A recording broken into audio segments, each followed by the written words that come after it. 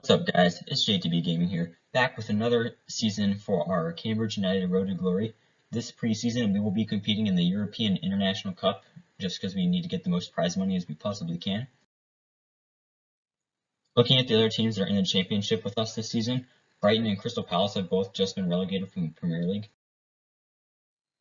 None of the other teams really stand out, except for Peterborough. Our main rivals were just promoted from League One last season.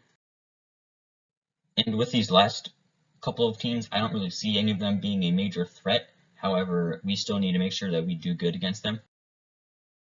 In the final of the preseason, Wadent did tear his ACL, so we will have to evaluate our options when deciding who to buy. These are the 5 players that we bought in the first transfer window. Valero is a nice technical winger. Bakili is a old FIFA wonder kid who is technically gifted.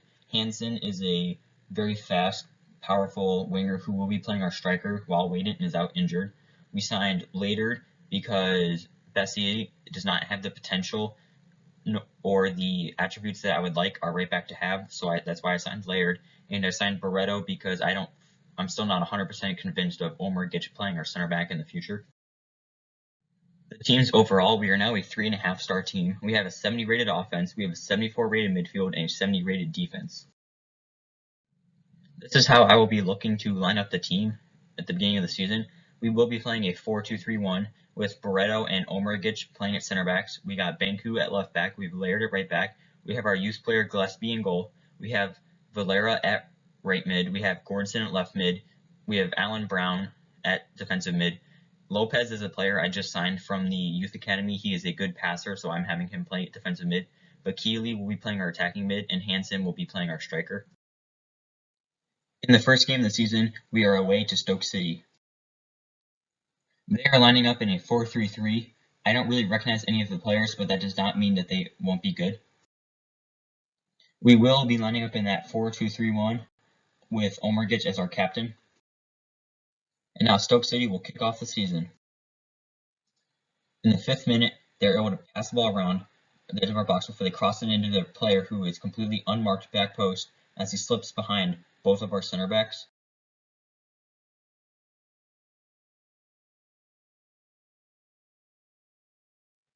After that goal by Stoke City, we are down 1-0 just 5 minutes into the game. In the 39th minute, Lopez passes the ball to Brown, who bursts through the defense before he puts it into the back of the net. That goal by Brown has equalized the game at 1-1, 40 minutes into the game. In the 54th minute, their striker gets the ball before he plays it into his teammate as he slips away from Barreto, scoring the goal. That is the second goal by Campbell, as his 2 goals have put them up 2-1 in the 55th minute. In the 70th minute, the ball gets whipped into the box, and the ball goes into the back of the net. As you can see on this replay, it was actually Omar Gitch who headed it into the back of the net. After that own goal by Omar Gitch in the 71st minute, Stoke City are up 3-1. In the 78th minute, Bakili plays Hansen, who turns his defender as he gets the ball and is able to put it into the back of the net off the post. We are now down 3-2 in the 79th minute after that Hansen goal. In the 93rd minute, Gillespie makes a save before he punts it, and it bounces off their defender's head, and he is able to put it into the back of the net. I was trying to get the ball up to our striker here, and it just did not work out, as they were able to get the easy goal at the very end of the game. That third goal by Campbell has put Stoke City up 4-2 in the 90th minute. That last goal by Campbell would be the final goal of the game, as we lose 4-2 to Stoke City in the first game of the season.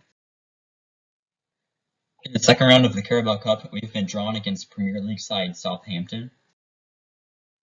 They will be lining up in a 4-4-2 with multiple players who are Premier League quality.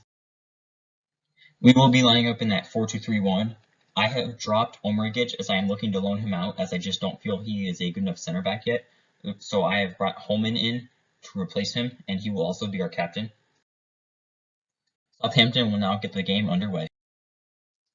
In the 5th minute, Hansen's dribbling towards the end line. He turns his defender, and he smashes the ball near post as the keeper does not even move. It was an excellent turn and a nice and powerful yet accurate finish. After that goal by Hansen, we are now up 1-0 in the 6th minute against Southampton in the Carabao Cup. In the 49th minute, Valera did get a red card. As you can see from this challenge here, it was just a late slide tackle, but it was awarded a red card. This could be a very big turning point in the game. In the 52nd minute, the ball is crossed into the box. Brown tries to turn, but the defender is able to take it away, and he shoots and scores.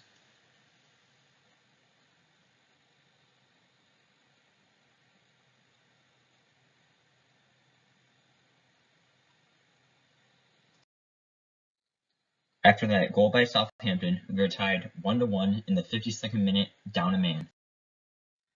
Later in the game, Brown tries to turn before he slide tackled away, and the ball is played into their striker, who calmly puts it into the back of the net.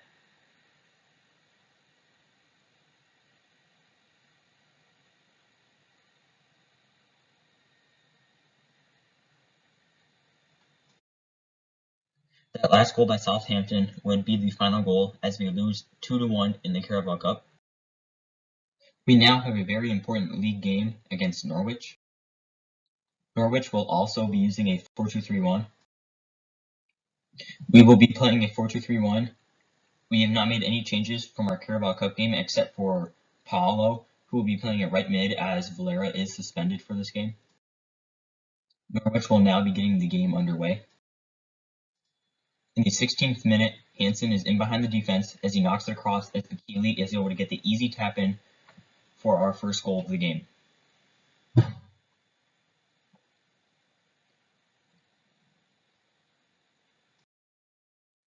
After that goal by Bakili, we were up 1-0 in the 17th minute. In the 40th minute, the ball gets played out wide before he cuts back and crosses it into the box as it gets headed into the goal. You can't see it from this angle, but from this angle you can see it was an absolutely incredible header, and there was nothing Banku could have done to stop it.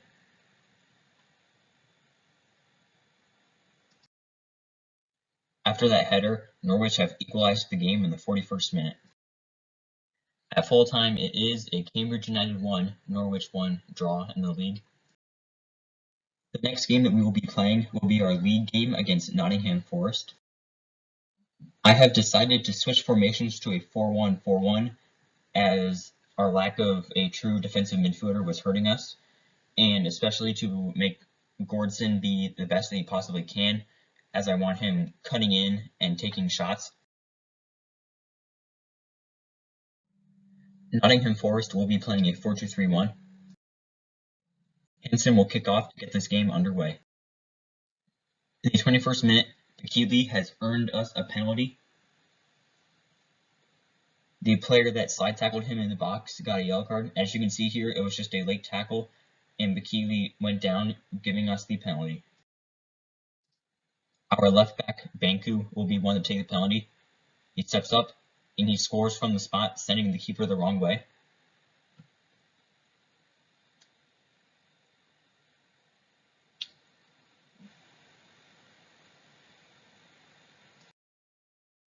After the Banku penalty, we are now up 1-0 in the 22nd minute. In the 73rd minute, we got another penalty. Banku will again step up to take it, and just like the first penalty, he converts from the spot, sending the keeper the wrong way.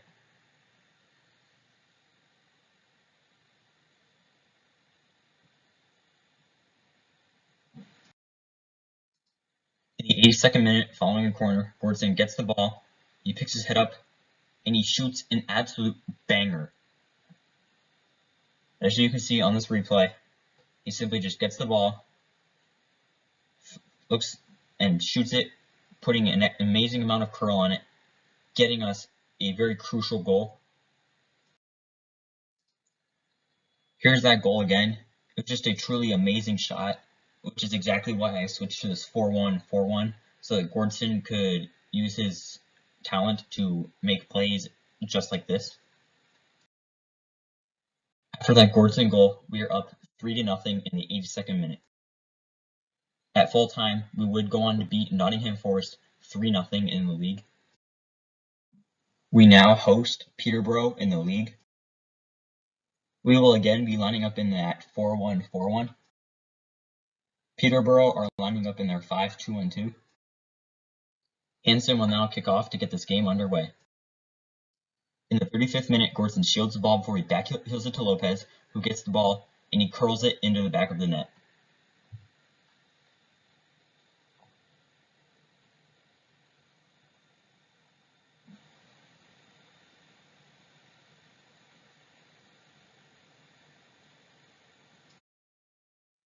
That Lopez goal put us up 1-0 in the 36th minute. In the 66th minute, Lopez dribbles into the box before he cuts it back and smashes it near post as it goes off the keeper and into the back of the net.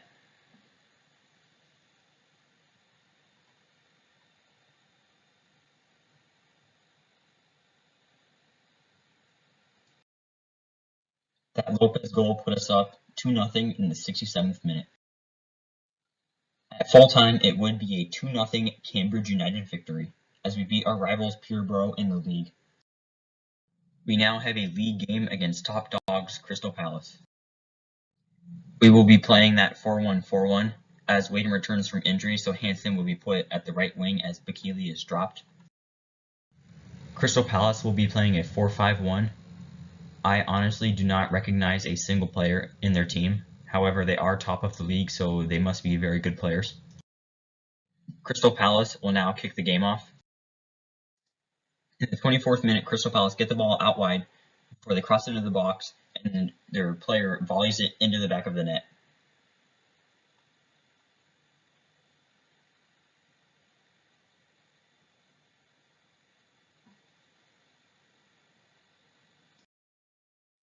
After that Crystal Palace goal, we are now down 1-0 in the 24th minute. In the 45th minute, Laird makes a bad pass before the ball is played back into the box, and the ball is put into the back of the net just before halftime.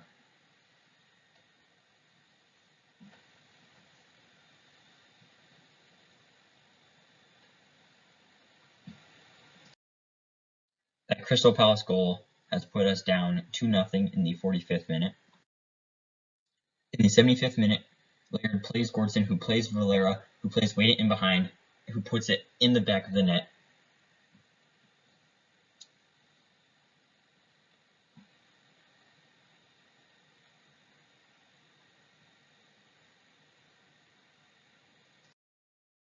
In Waden's first game back from injury, he is able to score in the 75th minute to make the game 2-1. In the 89th minute, Gordson gets the ball, turns his defender, he shoots, but the keeper is just able to save it.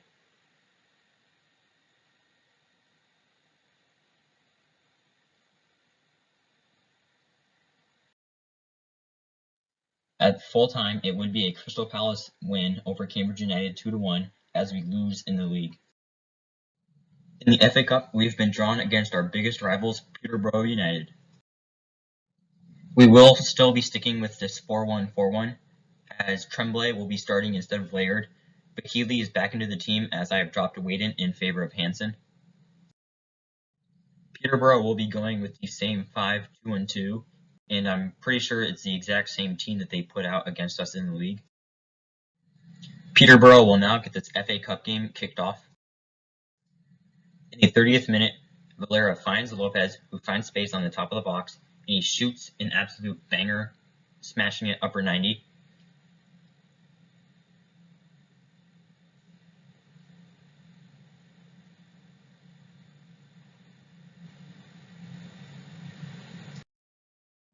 That goal by Lopez has put us up 1-0 in the 30th minute.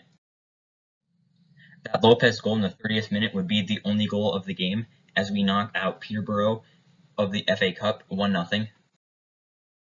This is how things are looking in the league entering January. We are currently 5th in the league, which I feel like is a good spot for us. And thank you all for watching, and it's JTB Gaming, signing off. What's up guys, it's JTB Gaming here, and to kick off this episode of our Cambridge United Road to Glory, we have our FA Cup game against West Ham United. This is how we will be lining up. We will be using that 4-1-4-1.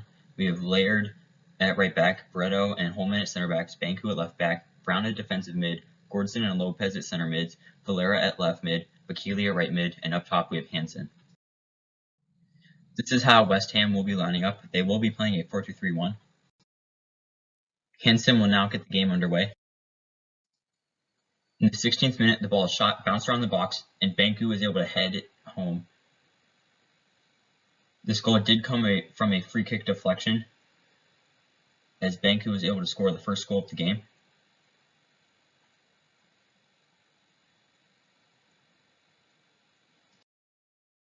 That Banku goal has given us the early 1-0 lead against West Ham. In the 86th minute, West Ham are able to string a few passes together before their striker shoots and scores left upper 90.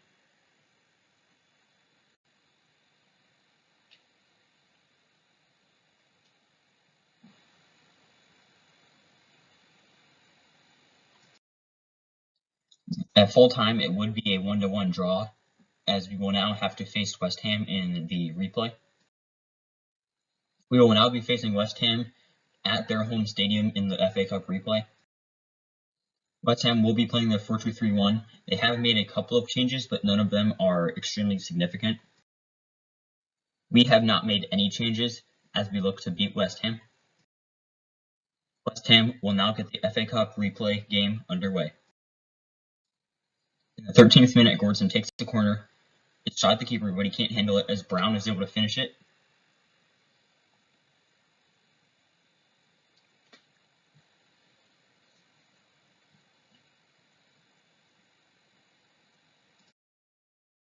That goal by Brown has given us the 1-0 lead in just the 14th minute.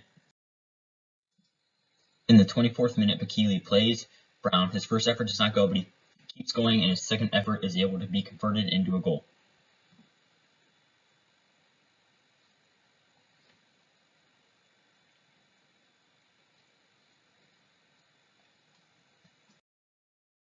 That second goal by Brown has given us a 2-0 lead in the 24th minute. In the 42nd minute, their striker is played in behind his layer to keep him onside before he gets the ball and puts it into the back of the net.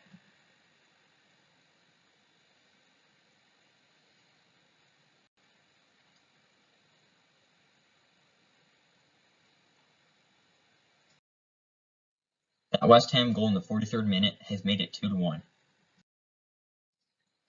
In the 78th minute, Banku is beaten before it's crossed into the box for the free header and the goal.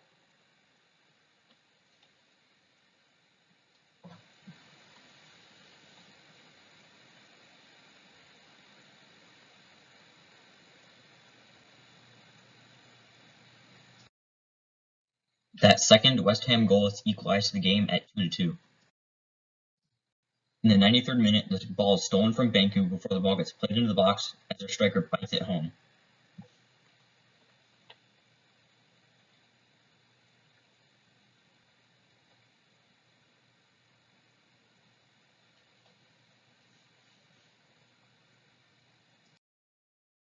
That goal by West Ham has put them up 3-2 in the 94th minute. In the 104th minute, Holman is beaten as the ball gets crossed in for another free header as they score their fourth goal of the game.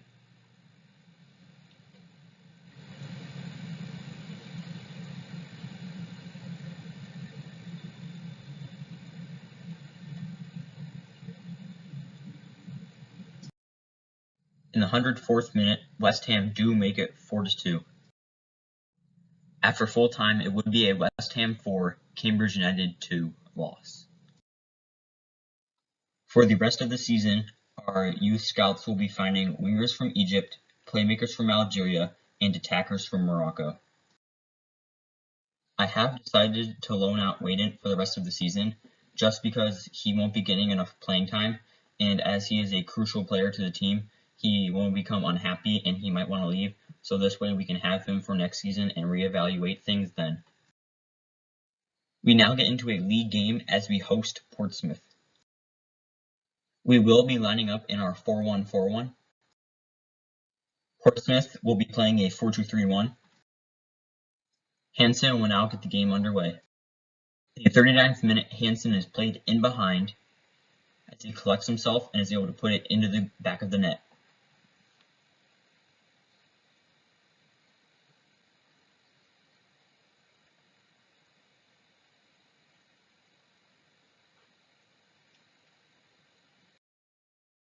That goal by Hansen in the 39th minute has put us up 1-0 against Portsmouth. In the 45th minute, Hansen is able to find Brown, who shoots and scores from inside the box.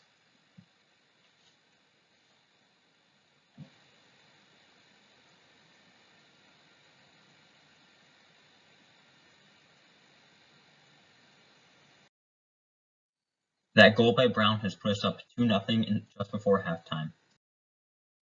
At full time, it would be a win for us as we beat Portsmouth 2-0. We now have a big rivalry game as we play Peterborough in the league. Peterborough will be playing a 5-2-1-2. I have decided to switch us to a 4-3-3 defend as I want a little bit more defensive stability going into the end of the season and the playoffs, so I'm experimenting a little with this formation, but I feel like it will be successful. Peterborough will now get this game underway. In the 19th minute, Gordson's first attempt won't go, the defender clears it, but Bakili is able to volley it into the back of the net.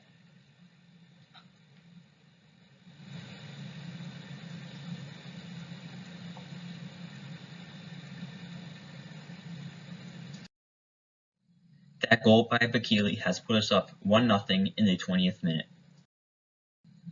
In the 51st minute, the ball is played into the box before Holman lays it back to Valera, who opens up and curls it into the back of the net.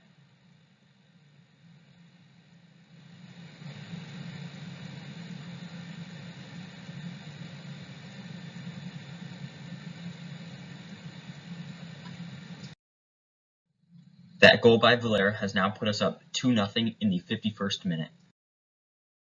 In the 74th minute, Peterborough would go on to score a goal.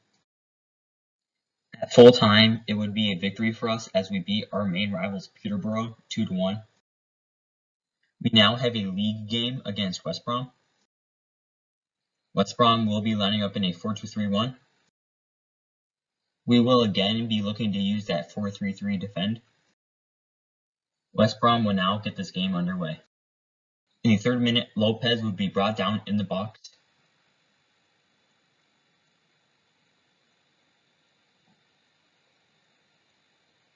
The player that took him down would get a yellow card. As you can see in the slide tackle here, he just got more of his legs and not enough of the ball as the ref decided to give us the penalty. After that penalty earned by Lopez, Hansen will step up to take the penalty. He shoots and scores, converting the penalty from the spot to give us an early lead.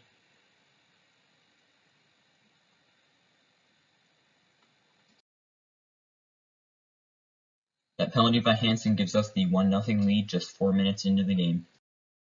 In the 37th minute, Brown plays Valera, who turns his defenders, gets the ball, and he shoots it up side netting to give us another goal.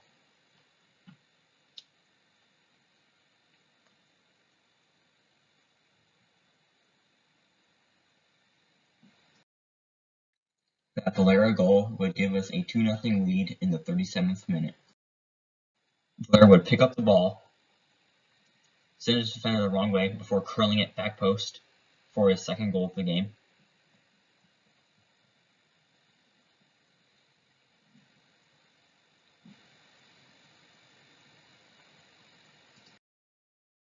That goal by Valera has given us the 3-0 lead in the 72nd minute. At full time, it would be a 3-0 win for us. At the end of the season, we did finish in 5th place. That means in the playoffs, we will be facing off against Norwich. For those games against Norwich, Bakili is out injured, which is a huge loss for the team.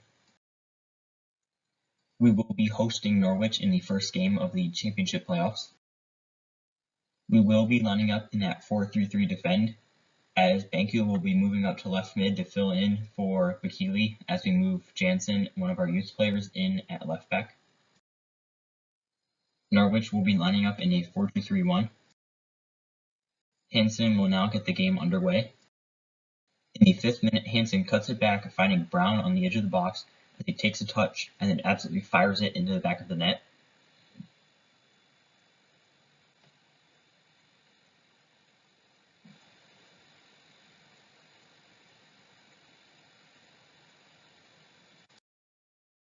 That goal by Brown has put us up 1-0 in the 5th minute.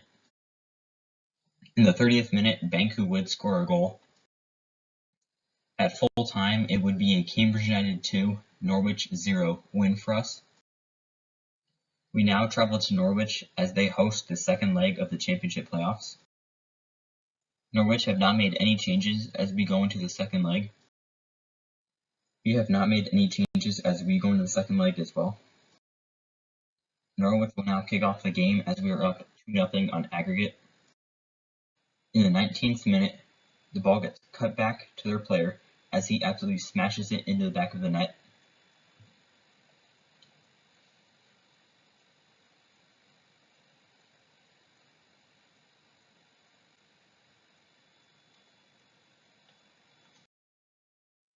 After that goal by Norwich, they are now down 2-1 in the 20th minute on aggregate.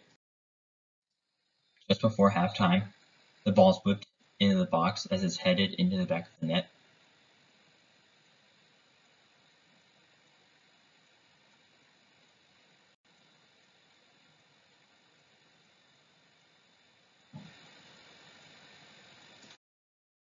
After that goal by Norwich, it is now 2-0 in the game and 2-2 on aggregate in the 45th minute. At halftime, it is now 2-2 on aggregate.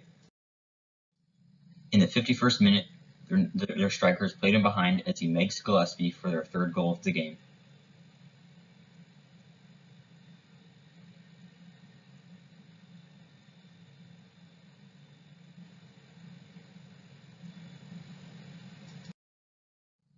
That third goal by Norwich now puts them up 3-2 on aggregate. In the 55th minute, Hansen is played in behind the defense as he's able to muscle through the tackle and put it into the back of the net.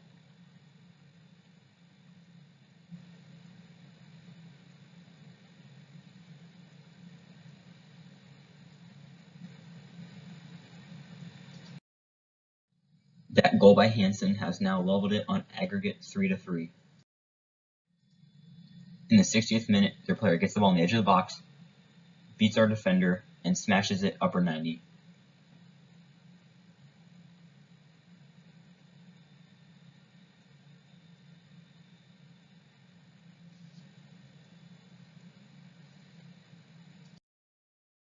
After that goal by Norwich, they are now up 4-3 on aggregate. In the 76th minute, Gordson plays an absolutely beautiful ball in behind for Hansen, who was able to get the ball and finish it.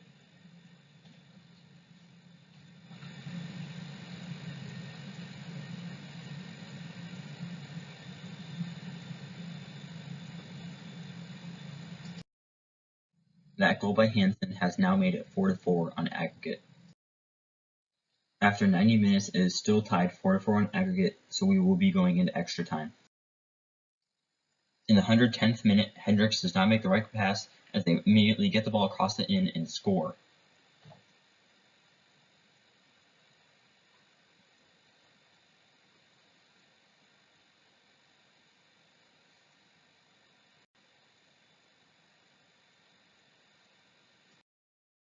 Norwich are now up 5-2 on aggregate in the 111th minute. At the end of the game, our season comes to an end as we lose to Norwich 5-4. In the promotion playoff final, it will be Crystal Palace versus Norwich.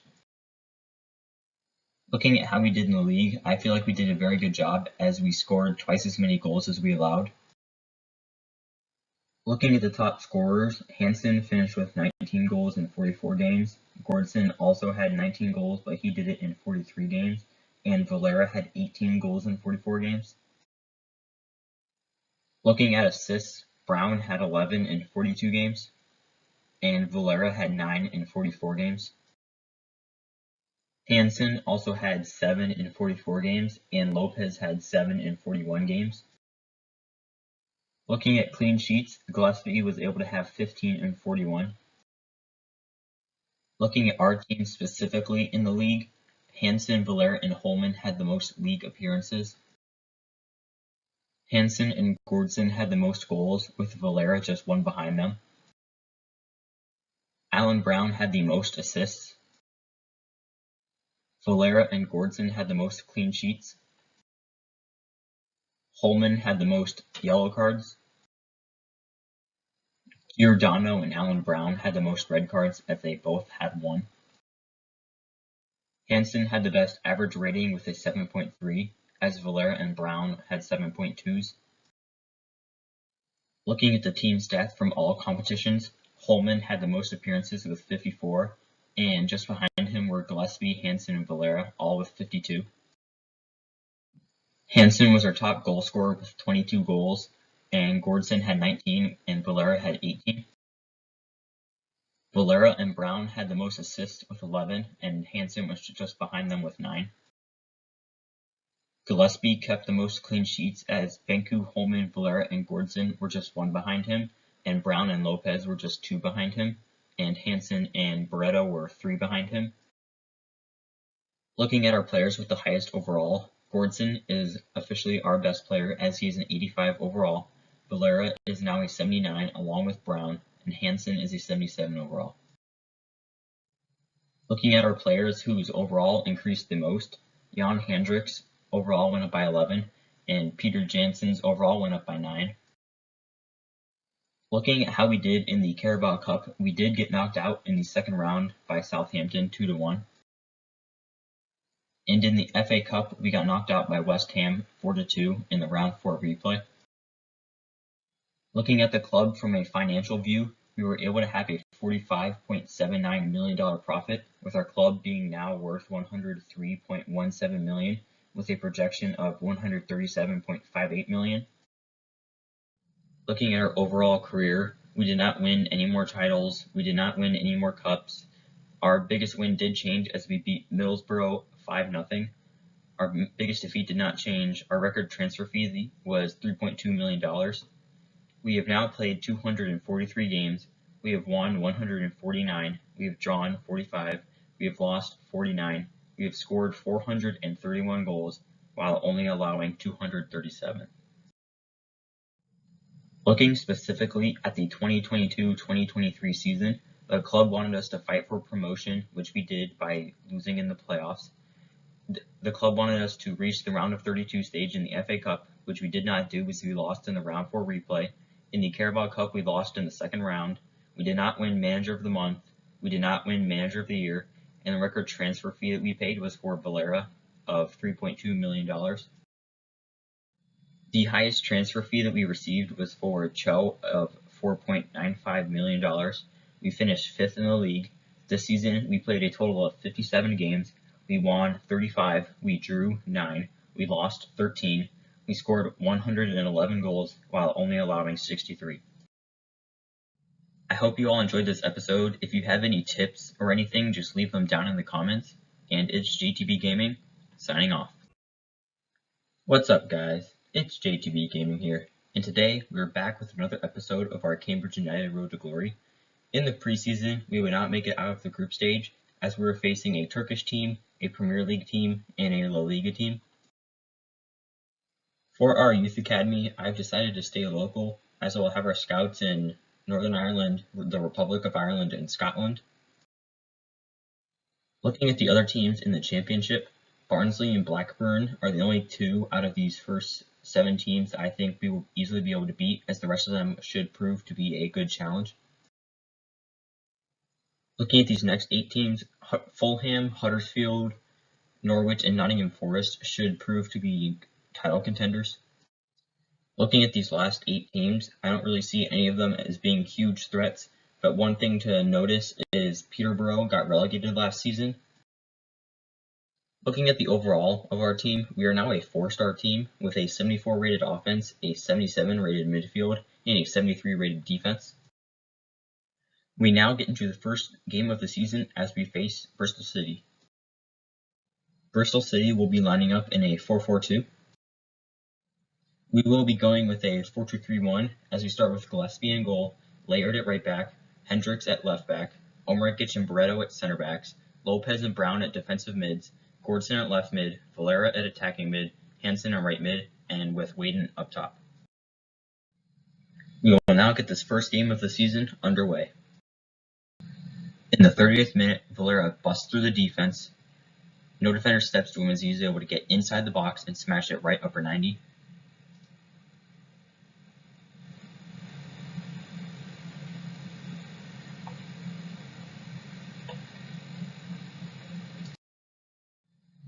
That goal by Valera has put us up 1-0 in the 31st minute. In the 69th minute, Gordson is dribbling down the line before he shoots. The keeper can only deflect it as Valera is able to get the rebound and put it into the back of the net.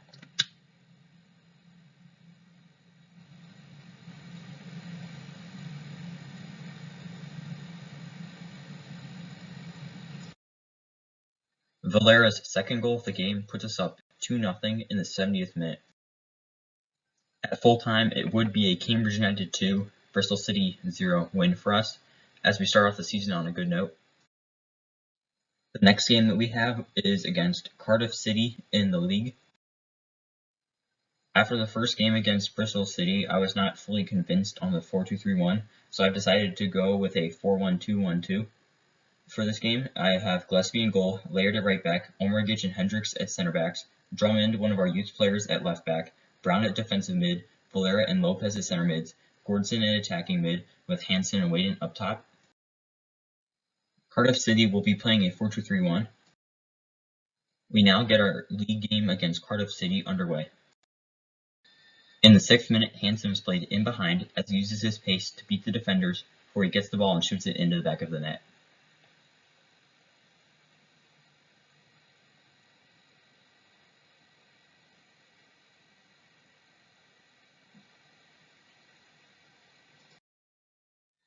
After 6 minutes, we are up 1-0 thanks to that Hansen goal. In the 75th minute, Drummond is dribbling down the sideline where he crosses the ball into Gordson, who puts it into the back of the net.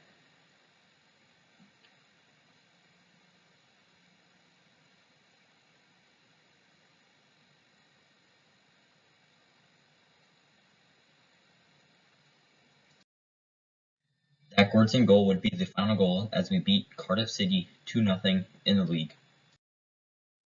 We now have a big league game as we host Brentford. Brentford will be lining up in a 4-3-3. I am still not fully satisfied with any of the formations we have tried so far, so I'm trying now a 3-3-2-2 with Gillespie in goal, Laird at right center back, Omerigic at center back, Hendricks at left center back, Brown at defensive mid, Lopez and Murray at center mids, Valera and Gordson as attacking mids, and Hansen and Waden up top. Currently, we are tagged with Fulham, who are first in the league, with only 5 goals allowed in the league so far. Looking at this image of the league table, we are in 3rd place with Brentford in 4th place, as we are only ahead of them by a 2-goal difference. We will now kick off this game against Brentford in the league.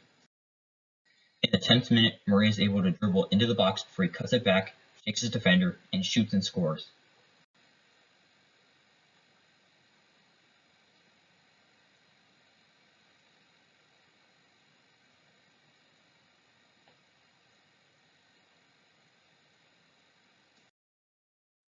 We are now 1-0 up thanks to Murray in the 11th minute. In the 51st minute, Valera is dribbling down the wing before he crosses it, and Hansen is easily able to put it into the back of the net.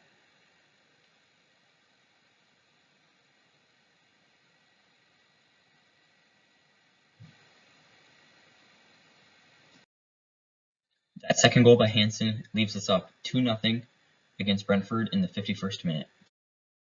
In the 65th minute, one of their players is played in behind the defense as he looks to shoot from a tight angle, and he ends up scoring.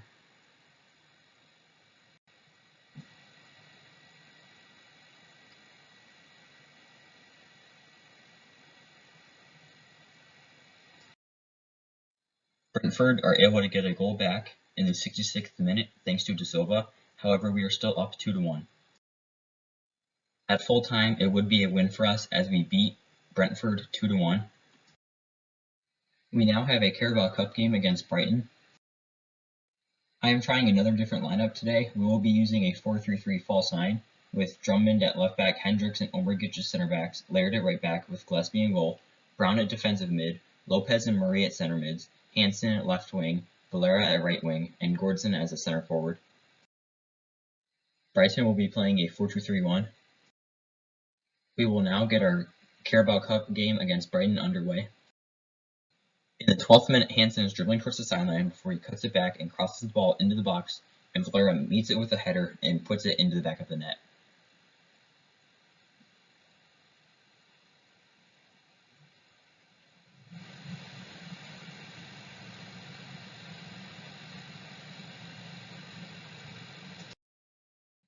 That goal by Valera in the 12th minute puts us up 1-0 against Brighton.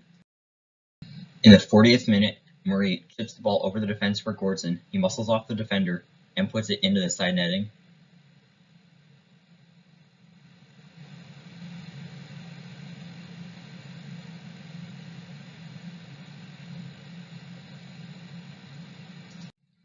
That goal by Gordson puts us up 2-0 in the 40th minute. At full time, it would be a Cambridge United 2, Brighton 0 win for us as we progress in the Carabao Cup. After beating Brighton in the Carabao Cup, in the quarterfinals we have been drawn against Manchester United. First, we have a league game against Fulham, who are top of the league. They will be lining up in a 4-3-3. After trying out the various formations, I have decided to stick with the 4-2-3-1, as I just feel the other formations didn't provide enough of what I wanted, and the 4-2-3-1 has. This game will really test our defense, as Fulham are the top scoring team in the championship. In the 19th minute, the ball is whipped into the box. The player takes a touch. Omergic does not get there, as the ball is crossed into the box for a goal.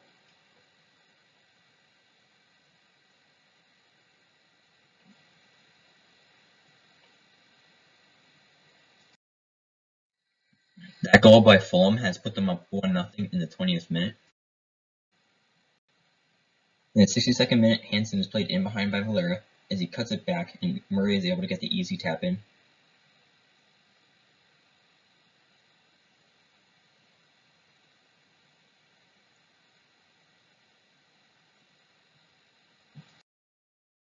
That goal by Murray in the 63rd minute has tied the game at 1-1. In the 71st minute, the ball is played in behind. The player takes a touch, crosses it into the box as Omergic is beat for a goal.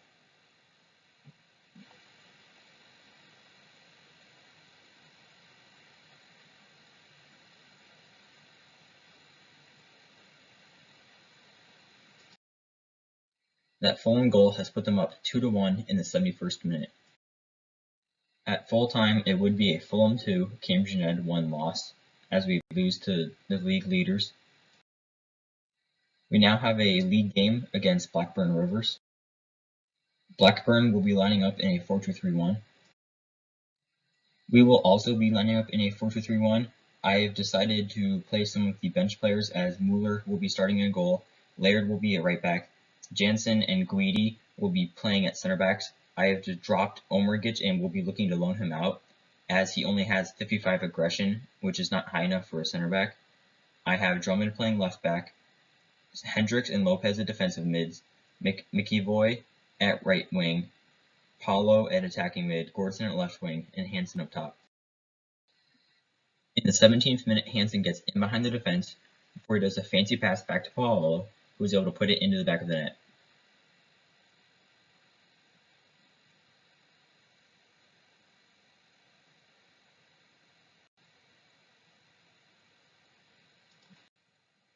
In the 29th minute, Paulo gets the ball before he finds Hansen, who is able to dink it over the keeper to give us our second goal of the game.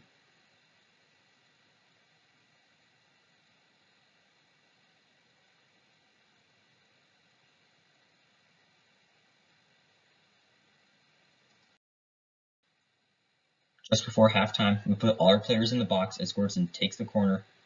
It goes into the box and goes into the back of the net thanks to our center back, Guidi.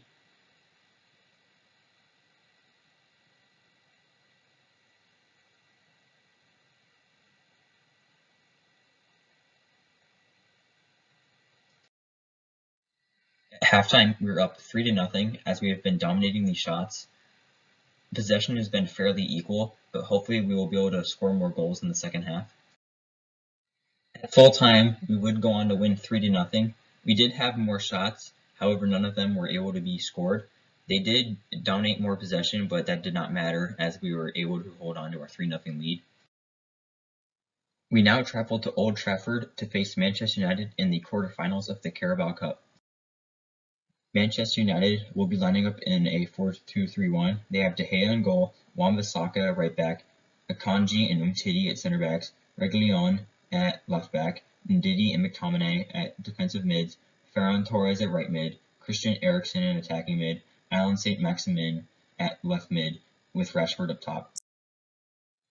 We will also be lining up in a 4-2-3-1. We have Gillespie in goal, we have Laird at right back, Hendricks and Jansen at center backs, Drummond at left back, Lopez and Brown at defensive mids, Valera at right mid, Murray at attacking mid, Gordson at left mid with Hansen up top.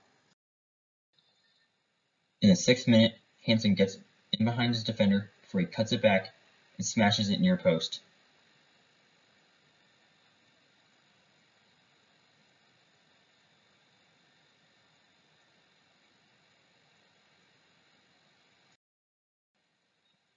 In the 20th minute, Hansen faces up his defender, skills him, and is able to dribble past him before he neatly tucks the ball into the back of the net.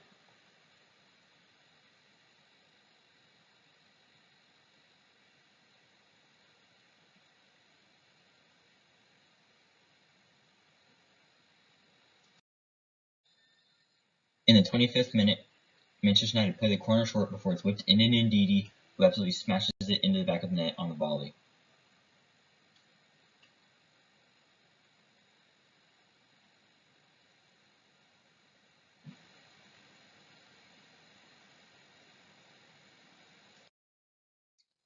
At halftime, it has been a very even game, and hopefully we will be able to preserve our lead until the game is over. At full time, it is a Cambridge United 2, Manchester United 1 loss as we progress on in the Carabao Cup. After that important cup game against Manchester United, we now have a pivotal league game against Derby County. We have not made any changes since that game against Manchester United as we continue to line up in that 4-2-3-1. Derby County will also be lining up in a 4-2-3-1. In the 12th minute, the ball is played into their striker as Hendricks blocks it, but it was not enough as he gets the rebound and puts it into the back of the net.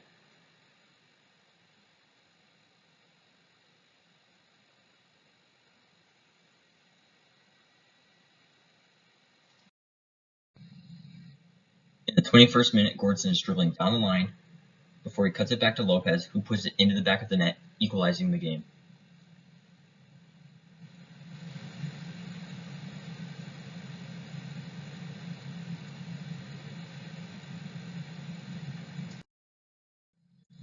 At halftime, the game is tied 1-1. Derby County have been the better team statistically, but that is okay as we've been looking to counterattack, as that is how we have scored our first goal, and hopefully we will be able to score a second one in the second half. At full time, it is a 1-1 draw. Derby County definitely dominated the second half, but we were able to hold on as we earned the point. We now have another league game against Brentford. Brentford will be lining up in a 4-3-3. We will continue to go with our strongest 11 as we line up in our 4-2-3-1. In the 4th minute, Hansen uses his blistering pace to get in behind the defense before he collects himself and shoots it into the back of the net for the first goal of the game.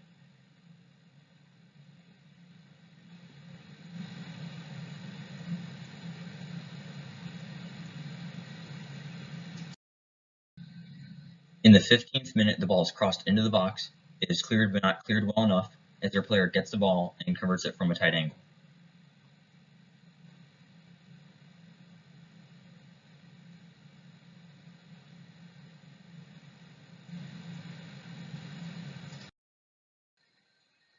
In the 28th minute, Lopez steps to take up the free kick. He puts it near post upper 90 and it goes in off the keeper.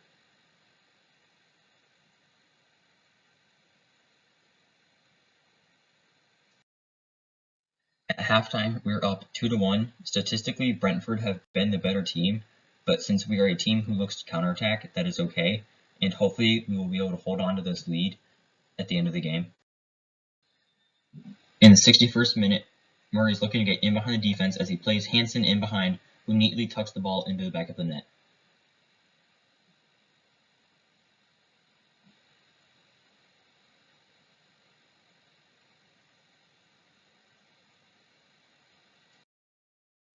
At full time, we would go on to win as we beat Brentford 3-1. This was a very big game for us in the league as we were looking to get automatic promotion. The last game of this episode will be an FA Cup game against Mansfield Town.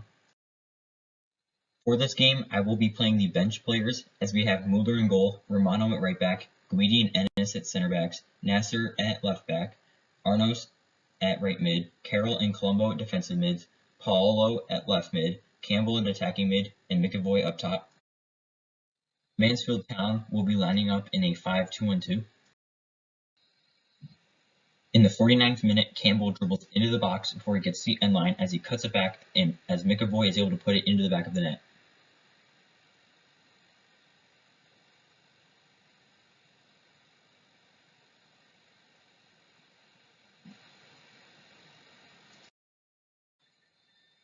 In the 87th minute, Romano loses the ball before it is quickly turned into a cross as he converts the goal, meaning we will have to face them in a replay.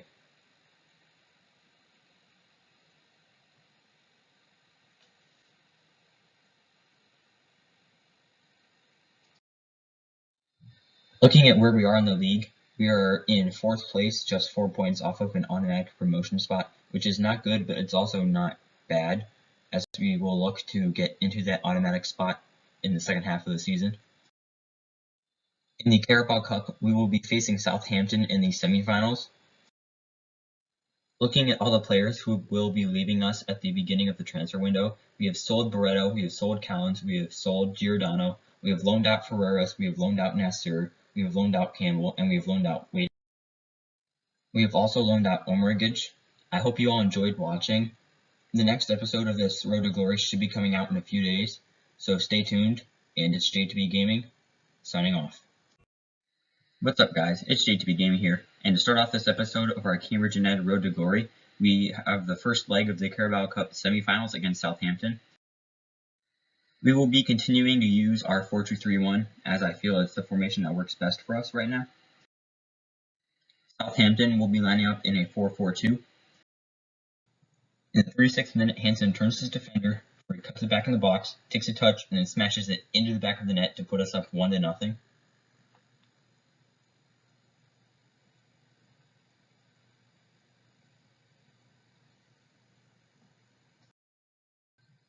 In the 42nd minute, Gordon whips the ball into the box. Player heads it, the keeper saves it, but Hansen is there for the rebound to put us up to 2-0.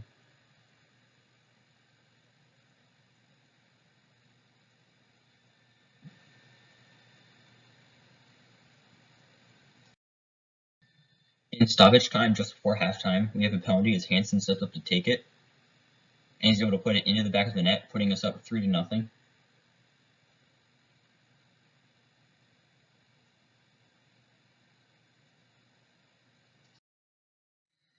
At halftime, we're up 3-0.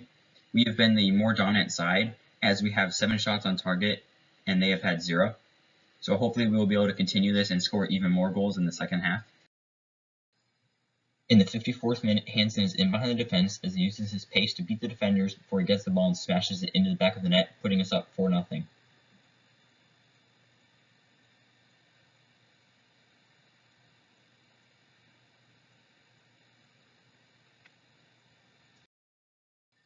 In the 71st minute, Brown dribbles through their whole entire defense before he gets the ball and smashes it into the back of the net, putting us up 5-0.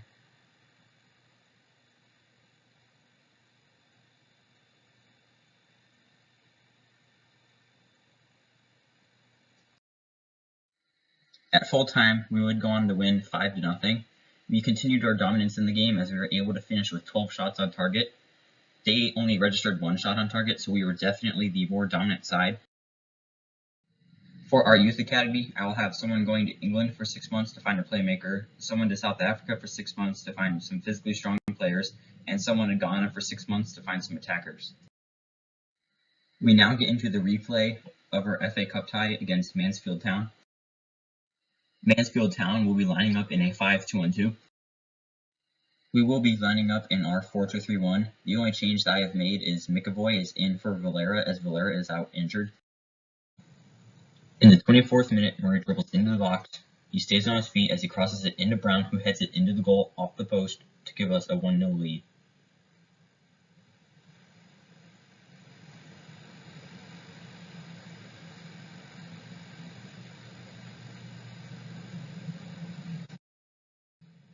In the 30th minute, McAvoy plays Murray in behind, where he composes himself and puts it into the back of the net to put us up 2-0.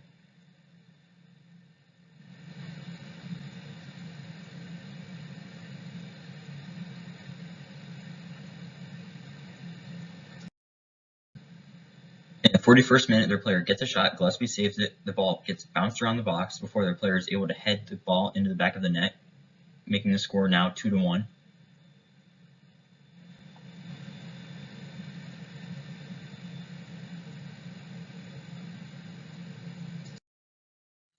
At halftime, we were up 2-1. It's been a fairly even game, but hopefully we can hold on to this lead throughout the second half.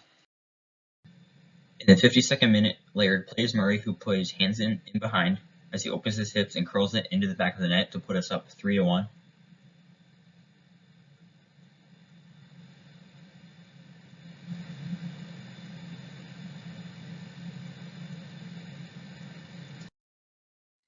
At full time, we would go on to win 3-1. It was a very even game. We were just able to make more of our chances, which is how we were able to win.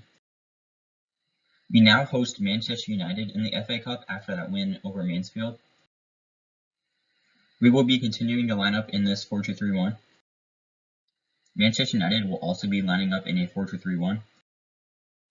At halftime, it is still tied 0-0. They've been the more dominant team, but hopefully we will be able to change that in the second half. In the 59th minute, we had earned a penalty as Hansen steps up to take it.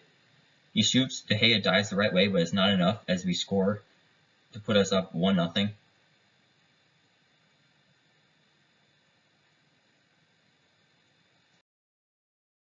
So after that Hansen goal, we were able to beat Manchester United 1-0, meaning we will advance in the FA Cup. After that win against Manchester United, we have a tough game in the league as we face Cardiff City. Cardiff City will be lining up in a 4-2-3-1. We will also be lining up in a 4-2-3-1.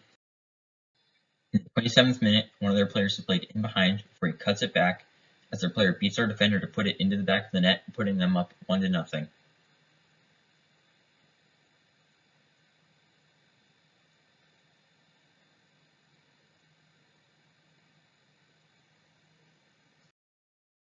At halftime, Cardiff City are up 1-0. It's been a fairly even game. They have just been able to make more of their chances. In the 52nd minute, the ball is played down the line before it's crossed into their striker, who heads the ball into the back of the net, putting them up 2-0.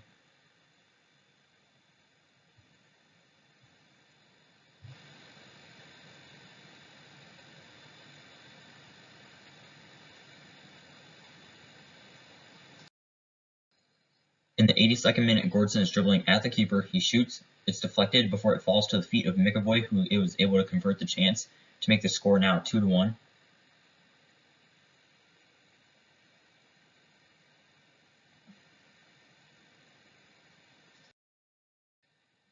In the 89th minute, Brown is played in behind the defense before he crosses it to Murray, who is able to put it into the back of the net, leveling the game at 2-2.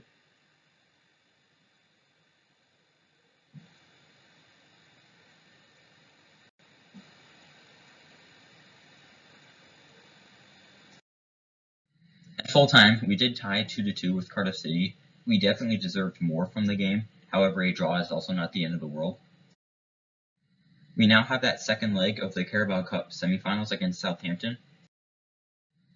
I am playing the bench players, so we will again be lining up in the 4-2-3-1. We have Muller in goal, Romano at right back, Rodriguez and Guidi at center backs, Ennis at left back, Colombo and O'Carroll at defensive mids, Paulo at right mid, Kude at attacking mid, Arnos at left mid, and up top we have Alves. Southampton will again be lining up in their 4-4-2. In the 23rd minute, the ball is played into the box before they ping the ball around before their player smashes it into the back of the net, putting them up 1-0.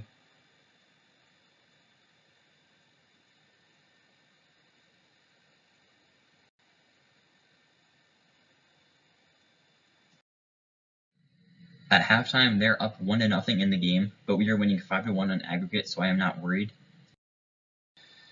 In the 54th minute, the ball is crossed into the box, is not properly dealt with before their player gets the ball and has an absolutely perfect volley to put them up 2-0.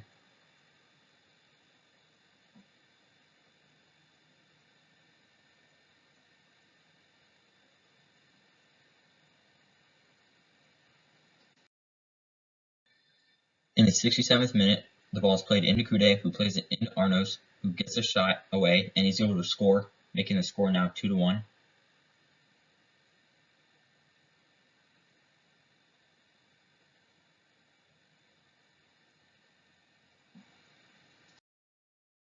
In the 73rd minute, our player is beaten on the wing before it is played back for their player is able to shoot the ball near post, making the score to 3-1.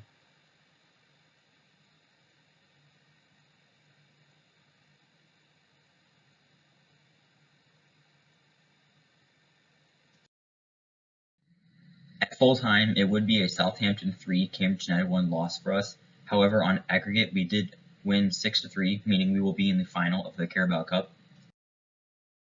Looking now at the other semi-final game, Liverpool beat Man City on aggregate 3-2, which means we will be facing Liverpool in our first big cup final. We now get into that Carabao Cup final as we face Liverpool at Wembley.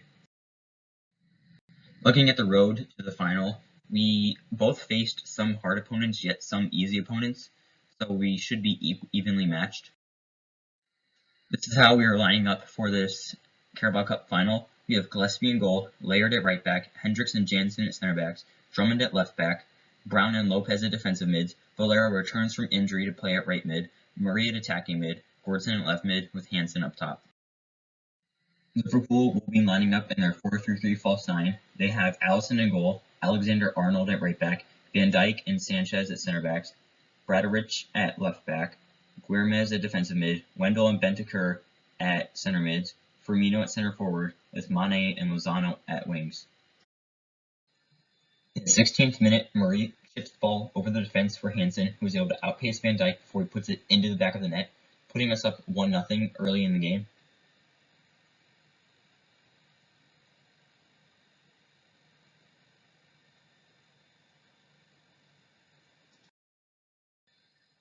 After Liverpool scored earlier in the match, Firmino gets the ball before he is able to line up a shot with his left foot and smash it crossbar down to put them up 2-1 just before halftime.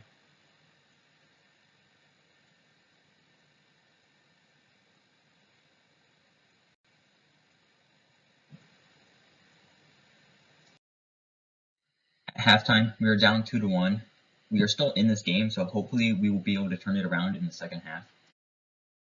In the 48th minute, the ball is played back to Bentancur, who beats one of our center backs before he smashes it into the back of the net, putting Liverpool up 3-1 just after halftime.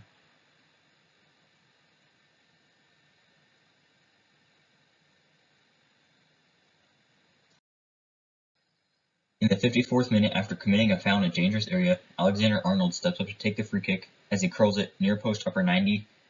It is an absolutely amazing goal. Gillespie could do nothing to stop it as Liverpool go up 4-1. In stoppage time, we again committed a foul in another dangerous area as Alexander-Arnold steps up and he's able to put it post in, giving Liverpool the 5-1 lead.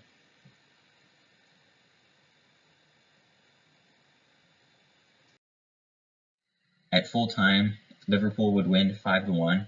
They definitely were the better side, as we are not ready for the stage yet, but we were still able to make it to the final, which is an accomplishment. Liverpool would get the trophy as we lose in the final, however, we will look to bounce back next year. Looking at the top goal scorers for the Carabao Cup, Hansen was able to get the Golden Boot as he scored 9 goals in 7 matches, and Gordon was able to score 4 in 7 matches. Murray led the Carabao Cup in assists as he had 5 in 6 games. and Brown also had 3 in 7 games. Lopez also had 2 in 7 games. Looking at clean sheets, Gillespie was able to have 3 in 7 games. Statistically, we had many players who played very well in the Carabao Cup, which shows that going to the final was not a fluke and we deserved to be there. Looking at our team specifically in the Carabao Cup, Hansen, Brown, Gordson, Laird, Lopez, Hendricks, and Gillespie all had the most appearances with all 7 games. Looking at our top scorers, Hansen was the top scorer, as Gordson, Valera, Brown, Laird, and Arnos were the only other players to score in the Carabao Cup from our team. Murray was our top assister, as Brown had 3, Lopez had 2, Kude, Hansen, and Hendricks also all had 1. Looking at our players who were able to keep the most clean sheets, Murray, Brown, Gordson, Laird, Lopez, and Gillespie were all able to have the most clean sheets with 3. Looking at the player's overall average rating, Kude was able to finish in first with an 8.3, however he only played in 1 game, and Hansen, who appeared in all 7 games, was able to have an 8.2. After beating Manchester United in the FA Cup, we have another game against another Premier League side as we face Watford.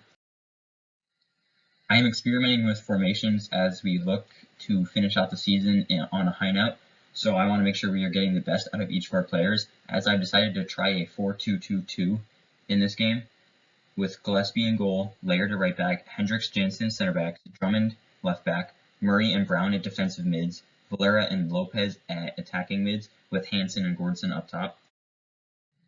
Watford will be playing a 4-2-3-1. Their 2 biggest threats will most likely be Sarr and Joao Pedro, as they both had high potentials at the beginning, and we are now in 2024, so they are most likely fully grown. In the 23rd minute, Hansen is played in behind before he uses his pace to beat the defenders and put the ball into the back of the net, putting us up 1-0.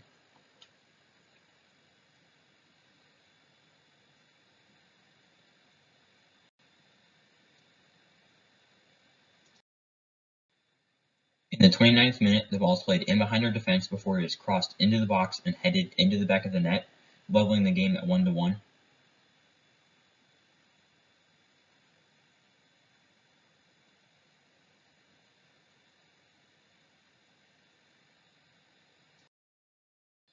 Just before halftime, Hansen gets in behind the defense before he cuts it back as he plays it to Valera, who smashes it into the back of the net to put us up 2-1.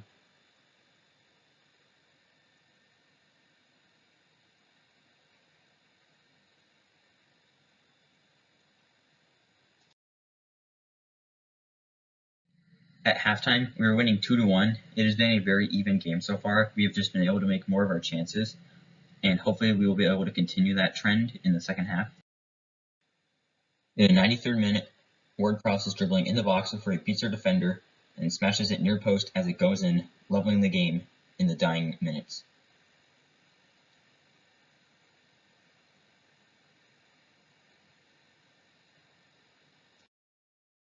After that late equalizer, we are now tied 2-2 at 90 minutes, which means we will have to go into extra time. The first half of extra time, nothing really happened. We are both being more conservative as we do not want to give up that one winning goal. At the end of 120 minutes, we are still tied as we will now go into penalties. This is the order that we will be taking our penalties in. We have Brown, then Hansen, then Valera, then Gordson, then Murray, then McAvoy, then Hendricks, then Jansen, then Drummond, then Laird, then Gillespie. After Gillespie saved 2 penalties, it was up to Murray to put the game away. He sends the keeper the wrong way, putting the ball into the back of the net, winning us the game and allowing us to advance in the FA Cup.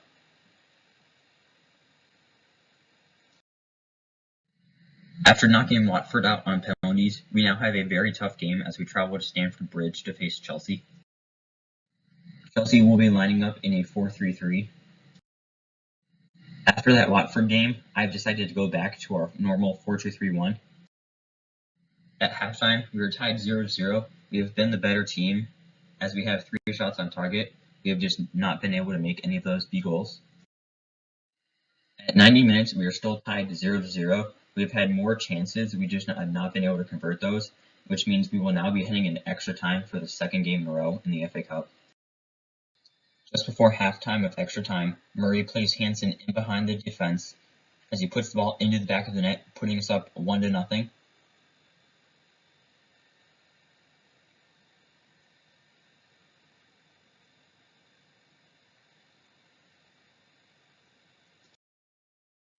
After that goal by Hansen, we are up 1-0 at halftime with extra time. We only have 15 more minutes to hold on to this lead, which hopefully we will be able to do. In stoppage time with extra time, Gordson gets in behind the defense, where he looks across it to Hansen, but the defender intervenes and puts it into his own net, putting us up 2-0 with no time left in the game.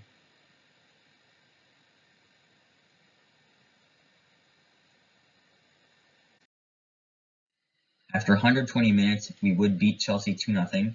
We definitely were the more dominant team, especially in extra time, which means we will be able to advance in the FA Cup. Looking at our potential opponents for the FA Cup semi-final, we will either be facing Liverpool, Leicester City, or Spurs. In the semi-finals, we were drawn against Spurs, as Liverpool will have to face Leicester City. We now get into that game against Tottenham Hotspur as we travel to Wembley Stadium. This is how Spurs will be lining up. They will be playing a 4-2-3-1 with Casteels in goal, Tavares at right back, Montes and Alaba at center backs, Angelino at left back, and Ndombele and Skip at defensive mids, Chukwueze at right mid, Foden at attacking mid, Fraser at left mid, with Harry Kane up top. We will be lining up with our normal 4-2-3-1. However, Brown is out suspended, so we'll have Lopez and Murray playing defensive mids, McAvoy at right mid, Gordson at attacking mid, and Valera at left mid. At halftime, we are tied 0-0. Neither team has really had any chances, but hopefully we'll be able to get one and convert it in the second half. In the 50th minute, the ball is being passed around the edge of our box before it's played into Harry Kane, who puts it into the back of the net, putting Spurs up 1-0.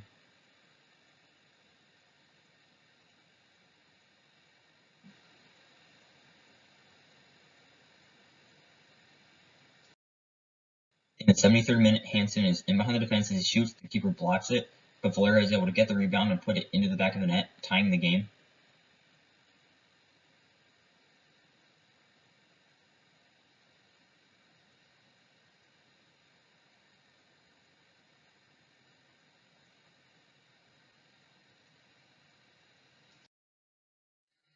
After 90 minutes, we are tied 1-1.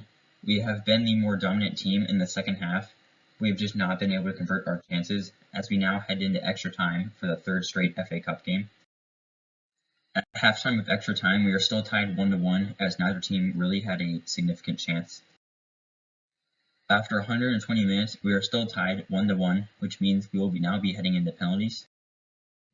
Looking at our penalty shooting order, we have Hansen, then Valera, then Gordson, then Lopez, then Murray, then Hendricks, then McAvoy, then Jansen, then Drummond, then Laird, then Gillespie. Harry Kane steps up to take the penalty. He sends Gillespie the wrong way. Next up is Hansen. We will look to put it in the bottom right corner, as we were able to do that, making the PK score 1-1. David Alaba now steps up. Gillespie is able to save it, meaning that if Valera scores, we will have the advantage. He looks to put it top left corner, and he does, putting us up 2-1 in the PK shootout. Next up is Troy Parrott. He tries to chip Gillespie, but he ends up chipping it over the goal. Gordson now steps up as he looks to put it in the bottom right corner. The keeper is able to save it, but we are still up 2-1, and Ndombele now steps up and he completely misses the goal, which means that if Lopez is able to score this, we will win the shootout.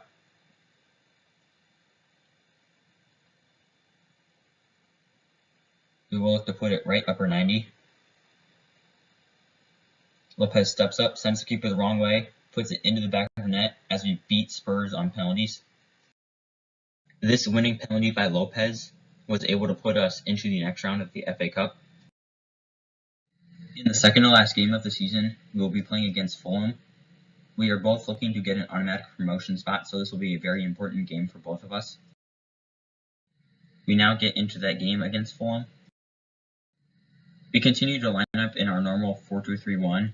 The only change is that McAvoy is in as Valera is out injured again. Fulham will be lining up in a 4-3-3 holding.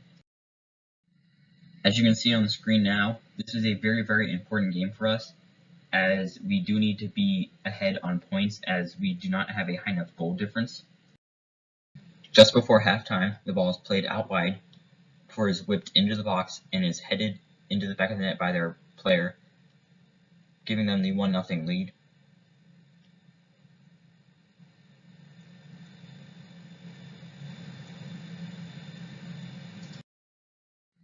At halftime, we are down 1-0. They have only had one shot on target, but they were able to convert that, so we will have to work hard to get 2 goals in the second half. In the 60th minute, Hansen is able to beat his defender with his speed before he muscles him off, as he is able to shoot the ball into the back of the net, leveling the game at 1-1.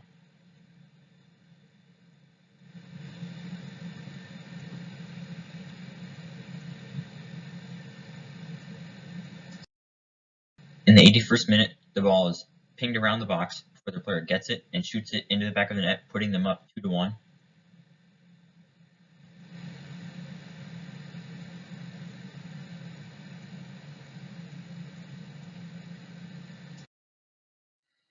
After 90 minutes, we did lose 2-1 to Fulham, which means that our chances of automatic promotion are very, very slim.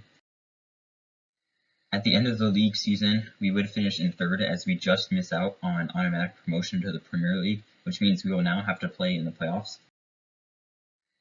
Looking at the top scorers in the league, Hansen finished 5th with 21 goals in 44 games, and Gordson finished 7th with 18 in 44 games. Murray also finished 23rd with 13 goals in 37 games. Looking at the players who had the most assists in the league, Lopez was able to have the most as he had 14 in 43 games, and Gordson was just one behind him as he had 13 in 44 games. Hansen also had 8 in 44 games. Looking at the goalkeepers who kept the most clean sheets, Gillespie came in 3rd as he had 14 in 38 games. Looking at the players who had the most yellow cards, Brown finished in 2nd with 8 in 40 games. Brown also did have a red card in the league. Looking now specifically at our team in the league, Hansen and Gordson had the most appearances with 44, with Laird, Lopez, and Hendricks being just one game behind them. Looking at our top goal scorers, Hansen had 21 goals, Gordson had 18, and Murray had 13. Looking at our players with the most assists, Lopez had 14 assists, Gordson had 13, and Hansen had 8. Looking at our players who were able to keep the most clean sheets, Gordson was able to keep 19, with Laird and Lopez having 18, and Hendricks having 17. Looking at our players who had the most red cards, Laird and Brown both had a red card. Looking at our players' overall average rating, Gordson was able to have the highest with a 7.7.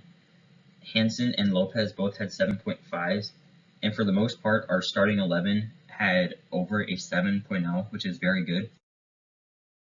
In the promotion playoff semifinals, we will be facing West Brom over 2 legs. But first, we have the biggest game we have ever played as we face Liverpool in the FA Cup final. Hopefully, we will be able to beat them as they beat us 5-1 in the Carabao Cup final. Looking at the road that we have taken to the final, we have had the harder road. Looking at how Liverpool will line up, they will be playing their 4-3-3 false 9. They have Alisson in goal, Alexander-Arnold at right back, Hermoso and Van Dijk at center backs, Chilwell at left back, Guillermo's at defensive mid, Wendell and Bentancur at center mids, Firmino at center forward, with Salah and Mane out on the wings. For this game, we will be lining up in our 4-2-3-1. We will have Gillespie in goal, Laird at right back, Hendricks and Jansen center backs, Drummond at left back.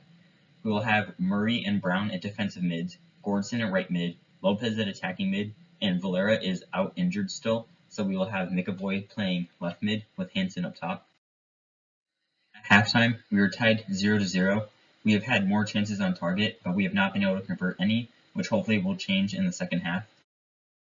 In the 48th minute, Sadio Mane beats one of our players before he gives off to Guillermo's as none of our defenders stepped, and he is able to put it into the back of the net to put the Liverpool up 1-0.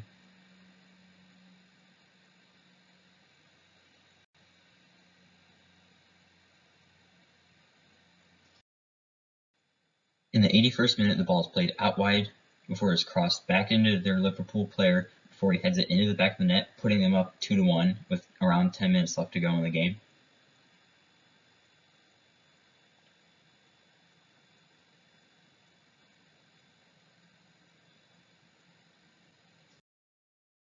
In the 89th minute, Alexander-Arnold takes another dangerous free kick before it bounced off the post, before Mane is able to put it into the back of the net, putting Liverpool up 3-0 with virtually no time left.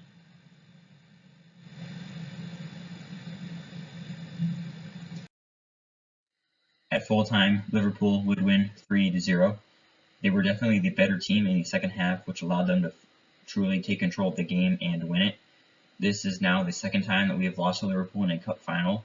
So next year, whenever we hopefully play them in the league, we will hopefully be able to get some revenge against them and also beat them in cup games. Liverpool would get the trophy as they beat us 3-0. Looking at the top scorers in the FA Cup, Hansen was able to have 4 goals in 6 games. Looking at the top assists, Murray was able to have 3 in 6 games. Looking at clean sheets, Gillespie was able to have 2 in 6 games. Looking at our team specifically, McAvoy was able to appear in the most games. Looking at our top scorers, Hansen had 4 goals, Valera had 2 goals, Brown, Murray, and McAvoy each had 1 goal. Looking at assists now, Murray had 3 assists. Brown, Hansen, Gordson, and McAvoy all had 1 assist. We were only able to keep 2 clean sheets in the FA Cup, and that happened whenever we played our best players. Brown, Hendricks, Lopez, and Arnos were the only players to pick up any cards. Looking at our average overall ratings, we had all of our players playing exceptionally well, as Brown had 7.9, Hansen and Drummond both had 7.8s, Valera and Romano had 7.7s, and Murray had a 7.6. We will now have to shake off that tough loss to Liverpool as we faced West Brom in the Championship playoffs. Looking at how we will be lining up for the playoffs, I've decided to switch us to a possession-based 4-3-3, as we will be playing with Laird at right back, Hendricks and Jansen as center backs, Drummond at left back, Brown at defensive mid, Murray and Lopez at center mids, Hansen up top with Gordson at right wing and McAvoy at left wing with Gillespie in goal. West Brom will be lining up in a 4-2-3-1. In the 30th minute, Lopez is played into the box before he cuts it back, turns his defender and smashes it near post to give us the 1-0 lead.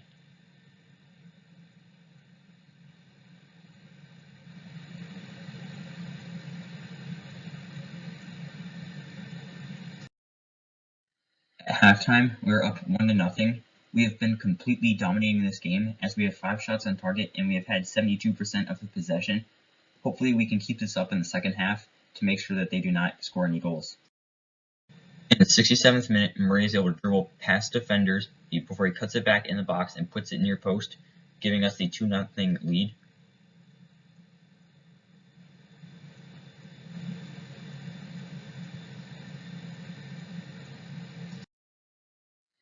At full time, we would go on to win 2-0 as we take the very critical 2-goal lead on aggregate heading into the second leg.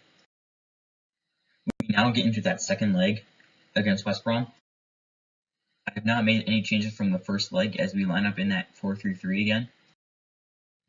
West Brom will be lining up in a 4-2-3-1. They have made a couple of changes, but hopefully that will not be enough. At halftime, the score is 0-0. We have had 75% possession because they cannot score if they don't have the ball. During stoppage time of the second half, their player is able to dribble towards the end line before he crosses it back post as they score, making the score now 1-0.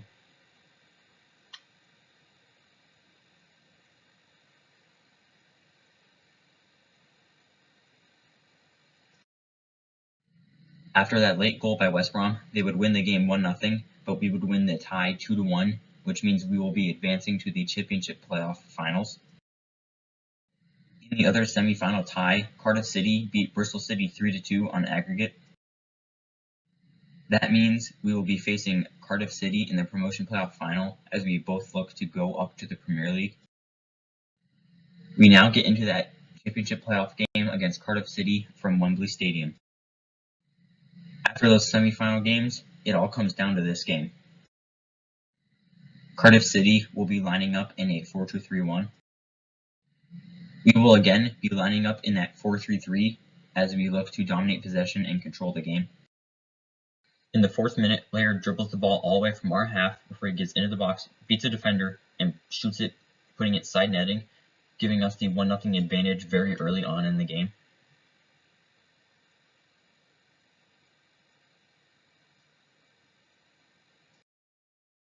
In the 19th minute, Drummond is dribbling in behind the defense before he crosses it back post to Gordson, who can easily tap it into the back of the net, putting us up 2-0.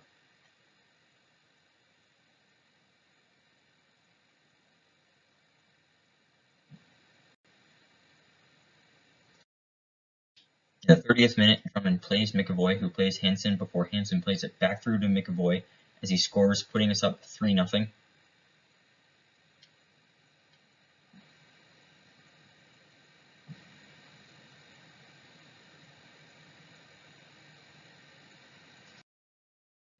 At halftime, we are up 3-0. This is the perfect position of where we want to be as we now look to finish out the game.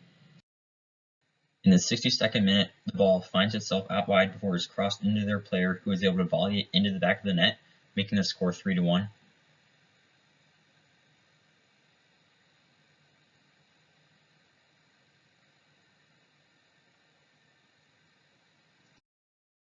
In stoppage time of the second half, Arnos loses the ball before it is played out to the Cardiff City player, who gets the ball and absolutely curls an absolute banger into the back of the net, making the score 3-2. However, it will be too little too late.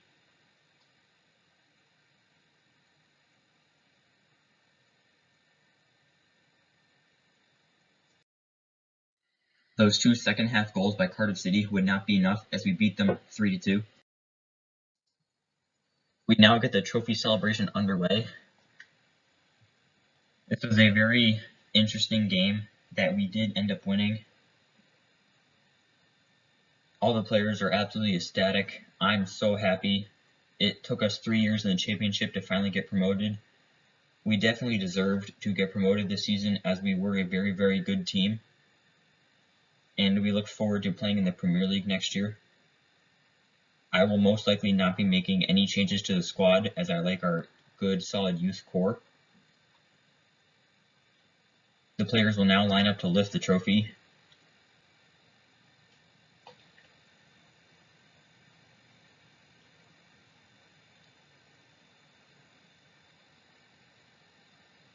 Murray, the captain, will be the one to lift the trophy, even though it's not there.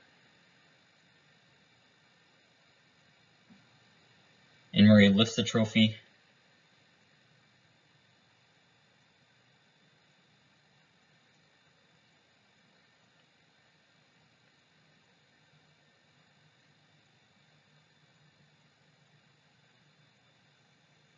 The fans are all going crazy. I'm going crazy as well. The players are going crazy.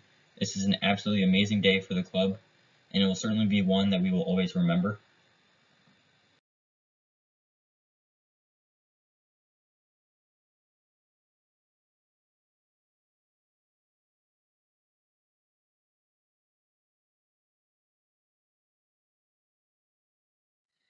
At full time, it was a 3-2 win for us as we beat Cardiff City to go to the Premier League. It was a very even game. We were just able to make more of our chances, which is something we will have to retain in the Premier League. There is the team, Cambridge United, Championship Playoff champions. This was a extremely rough season for us, and on our 3rd attempt of getting promoted, we finally have been, as we now will be playing in the Premier League next season. Looking at the top scorers in the championship playoffs, we had Laird, Murray, Gordson, McAvoy, and Lopez all score 1 goal.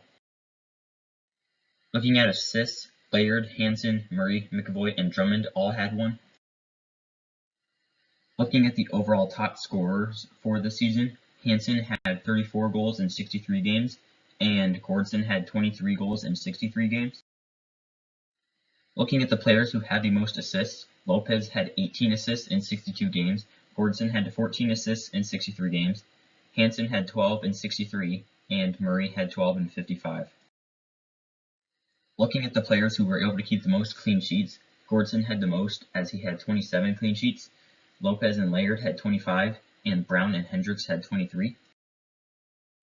Looking at our players who have the highest overall, Gordson is now an 89 overall, Valera is now an 80 overall, Hansen, Brown, Lopez, and Hendricks are all now 79 overalls.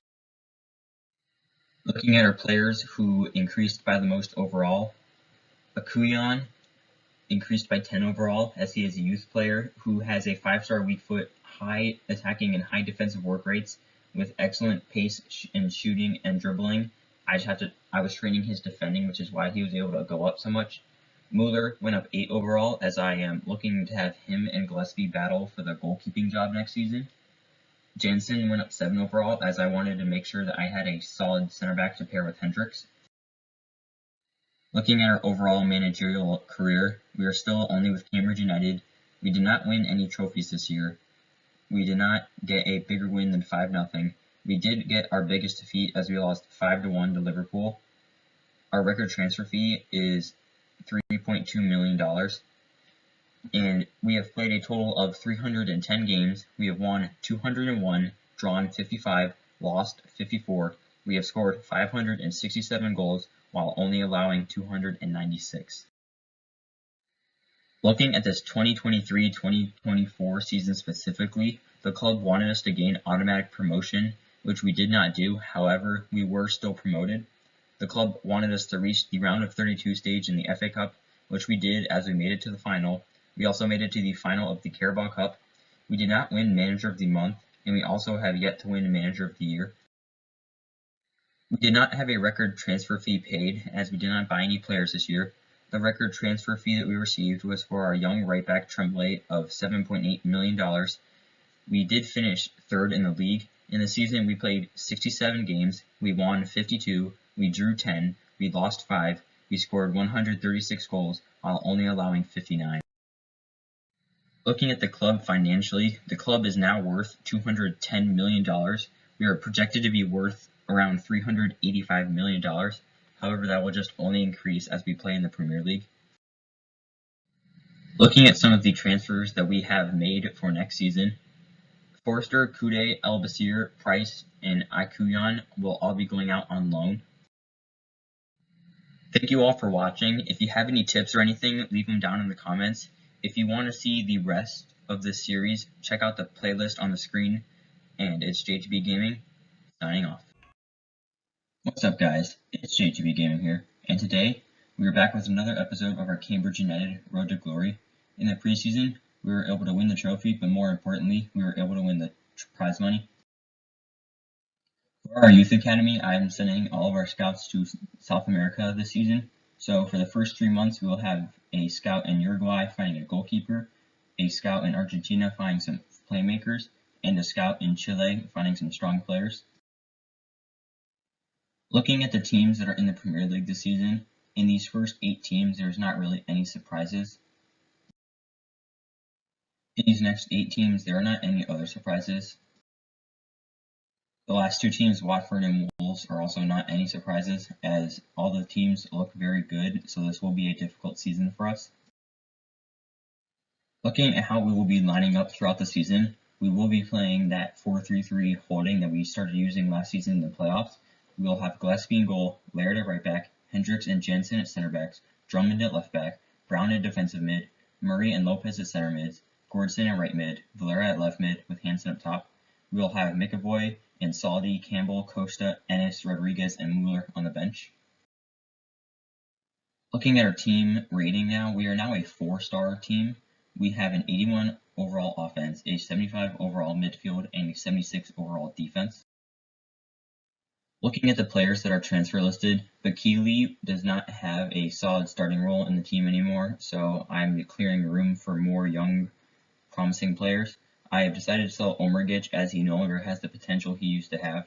I've decided to sell Wadent as he, like Bakili, will not be playing much and we need to make room for some younger players. I've decided to sell Martinez as he is a youth player who just does not have good enough potential. I've decided to loan out Issa, Nasser, and Costa, and Saldi, Paolo, Guzman, Campbell, and Owusu, just because none of them will be getting enough playing time, so I want to make sure that their potentials will still increase.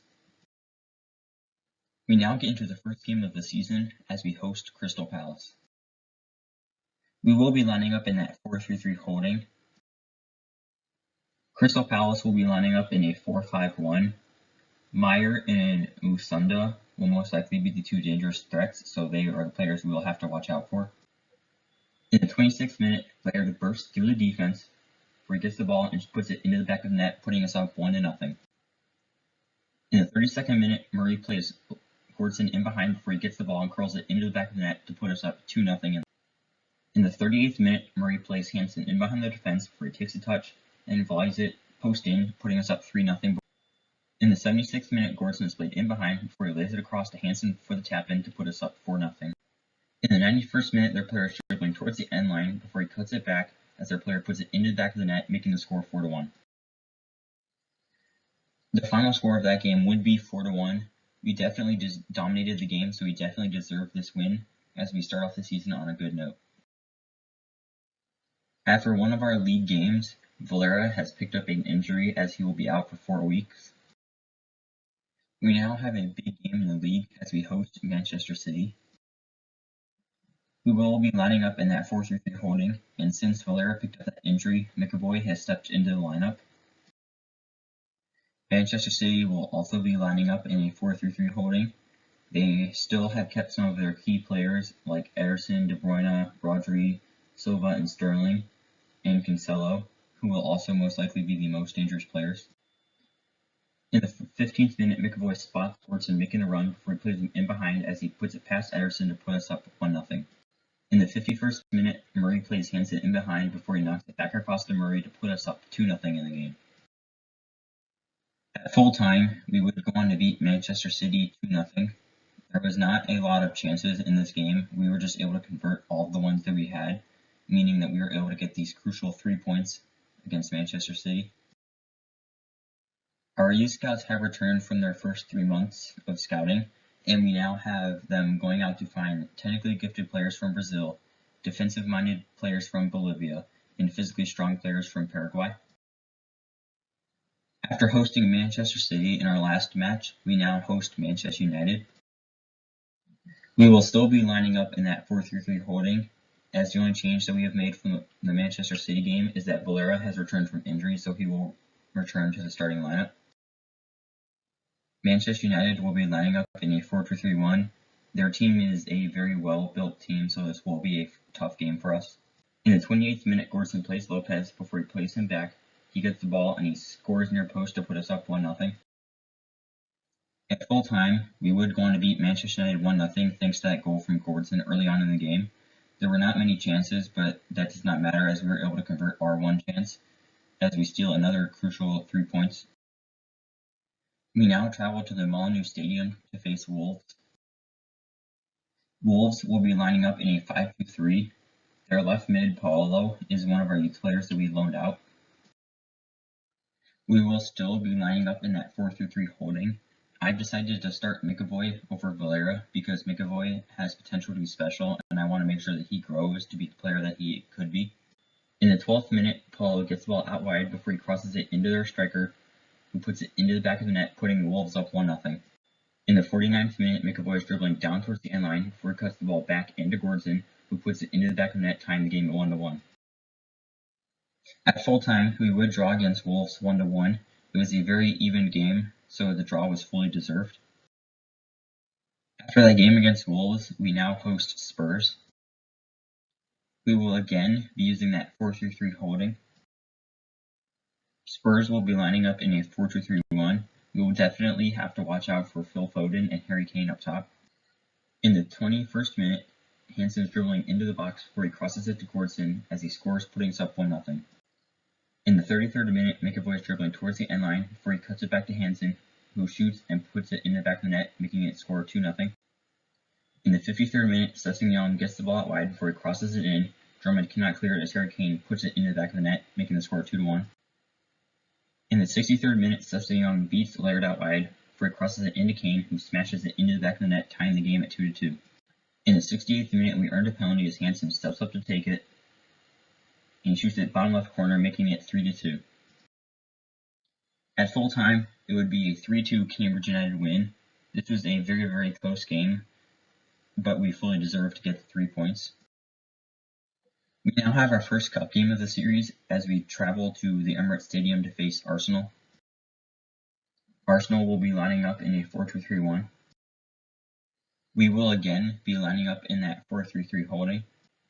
In the 33rd minute, McAvoy is dribbling before he plays it through to Hansen, who gets the ball and curls it around the keeper, putting us up 1-0. In the 80th minute, the ball is played into David as he crosses it into Daka, tying the game at 1-1. After 90 minutes, it is tied 1-1, which means we will now go into penalties. Looking at our penalty order, we have Hansen going first, Brown going second, Lopez going third, Gordson going fourth, Costa going fifth, Murray going sixth, and Hendricks going seventh. Pepe steps up to take it, but he sends the penalty wide. Hansen now steps up to the spot as we look to go bottom right corner. He shoots and it goes right off the post. David now steps up. He sends Muller the wrong way but misses the goal. Brown now steps up as we look to go bottom left. The keeper is able to save it. Kase now steps up and he is able to score even though Muller dove the right way. Lopez will now look to put it right upper 90. And he's able to do that as we tie on penalties 1-1. Daka now steps up. He sends Moore the wrong way, but he misses the goal. Gordson will now step up as we look to put it left upper 90. He also misses. Xhaka now steps up to take it. He also misses, meaning that if Costa can score this goal, we will beat Arsenal in the Carabao Cup. We look to go bottom right corner. Costa lines up, he shoots, sends the keeper the wrong way, and scores, meaning that we have advanced in the Carabao Cup. At the start of December, we have gotten some bad news as we find out that Shane Murray tore his hamstring and will be out for 6 weeks. This injury could not have come at a worse time as we have a very, very difficult month of December ahead. We now travel to Anfield to face Liverpool. Looking at the stat, we are now beginning the month of December and Liverpool have still only conceded 4 goals. We have only conceded 9 along with Manchester United and Manchester City, showing that we are one of the bigger teams in the league this year. Liverpool will be lining up in their 4-3-3 false 9. Their team is very, very good, so we will need some luck if we are to win this game. We will be lining up in our 4-3-3 holding. Since Murray is out injured, I've decided to drop Valera in at center mid.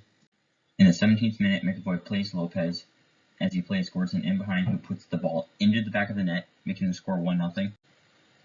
In the 36th minute, Bentancur makes a brilliant run into the box as he gets the ball and puts it into the back of the net, tying the game at 1-1. In the 46th minute, Ndombele is dribbling in behind before he plays it to Bentancur, who absolutely curls it into the back of the net, putting Liverpool up 2-1. In the 50th minute, Ndombele plays the ball in behind, but Jensen intercepts it before Ndombele bodies him off the ball to score the game-winning goal as Liverpool beat us 3-1. After that tough loss against Liverpool, we will look to rebound as we host Arsenal. We have not made any changes from that game against Liverpool as we continue to line up in our 4-3-3 holding. Arsenal will be lining up in a 4-2-3-1. They have made many changes from that Carabao Cup game, but hopefully that will not be enough. In the 13th minute, Gordson gets the ball out wide before he plays Valera, and Valera cuts it back and curls it around the keeper to put us up 1-0. In the 54th minute, McAvoy is able to dribble past the defenders before he gets into the box and puts it into the back of the net, making the score 2-0. At full time, we were able to beat Arsenal 2-0. It was a very even game, but we made more of the chances that we got as we pick up the 3 points. After a game against Arsenal, we now have a game against Chelsea.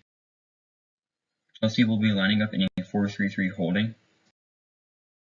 We will be continuing to line up in that 4-3-3 holding as we have not made any changes from that Arsenal game. In the 53rd minute, Rabiot is dribbling the ball before he delivers a cheeky pass into their striker who curls it into the back of the net to put Chelsea up 1-0. In the 59th minute, Brown wins the Chelsea goal kick before it gets played into McAvoy, who puts it into the back of the net, equalizing the game at 1-1. In the 78th minute, Gordson is dribbling in the box before he shoots, player touches it, then it hits the post, and it falls right to McAvoy's feet as he wins us the game 2-1. After that late winner by McAvoy, we were able to pick up another 3 points as we beat Chelsea 2-1 as we look to finish in a Champions League spot. After that game against Chelsea, I realized that the 4-3-3 holding was not working with Murray out injured, so I decided to switch us to a 4-1-2-1-2 wide as we will look to hit teams on the counterattack to take advantage of our pace. We now host Newcastle in the Carabao Cup quarterfinals. We will be using that 4-1-2-1-2 wide, so we have Gillespie in goal, Laird at right back, Hendricks and Jansen at center backs, Drummond at left back, Brown at defensive mid, Gordson at right mid, Valera at left mid, Lopez at attacking mid, and McAvoy and Hansen up top. Newcastle United will be lining up in a 4-4-2. In the 21st minute, their player gets the ball out wide before he plays it to his teammate who crosses it into the box as Batshuayi is able to put the ball into the back of the net, giving Newcastle the 1-0 lead. In the 41st minute, Newcastle whip a corner in before Gillespie punches it away, but Laird loses the ball to Batshuayi, who puts it into the back of the net, making the score Newcastle 2, Cambridge United 0. In the 65th minute, the ball is played into Mark Roca, who gets the ball, shoots into the side netting to put Newcastle up 3-0. In the 79th minute, Newcastle have a winger out wide as he crosses the ball into an unmarked striker before he puts the ball into the back of the net, making the score now 4-0 Newcastle. In this 87th minute, Valera whips the ball into the box before the keeper punches it away, and McAvoy volleys the ball into the back of the net, making the score 4-1 late. Looking at where the team is in all competitions in the league, we are in 3rd place, which means we will be playing in the Champions League next season. We also have Gordson, who is currently in 4th for the Golden Boot, but he is only 1 goal off, so we could have a Golden Boot winner in our first season in the Premier League. In the Carabao Cup, we were knocked out in the quarterfinals 4-1 by Newcastle. In the FA Cup, we've been drawn against Norwich. That game will be the first game of the next episode, so if you want to see that, subscribe. I hope you all enjoyed watching this episode, and it's JTB Gaming, signing off.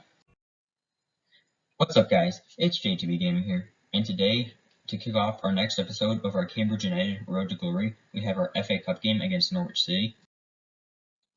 For this game, I will be experimenting a little bit, so I will be lining up in a 4-3-1-2, as we have Laird at right back, Hendricks and Jansen at center backs, Drummond at left back, Gillespie in goal, Brown at center mid, Lopez at right center mid, Gordson at left center mid, Valera at attacking mid, with Hansen and McAvoy up top. Norwich City will be lining up in a 4-2-3-1. In the 15th minute, Hansen Maradonas his defender before he cuts into the box. He shoots, putting it into the back of the net to put us up 1-0. In the 40th minute, our youth player Gallardo is able to beat a defender before he's one-on-one with the keeper. He puts it near post to put us up 2-0.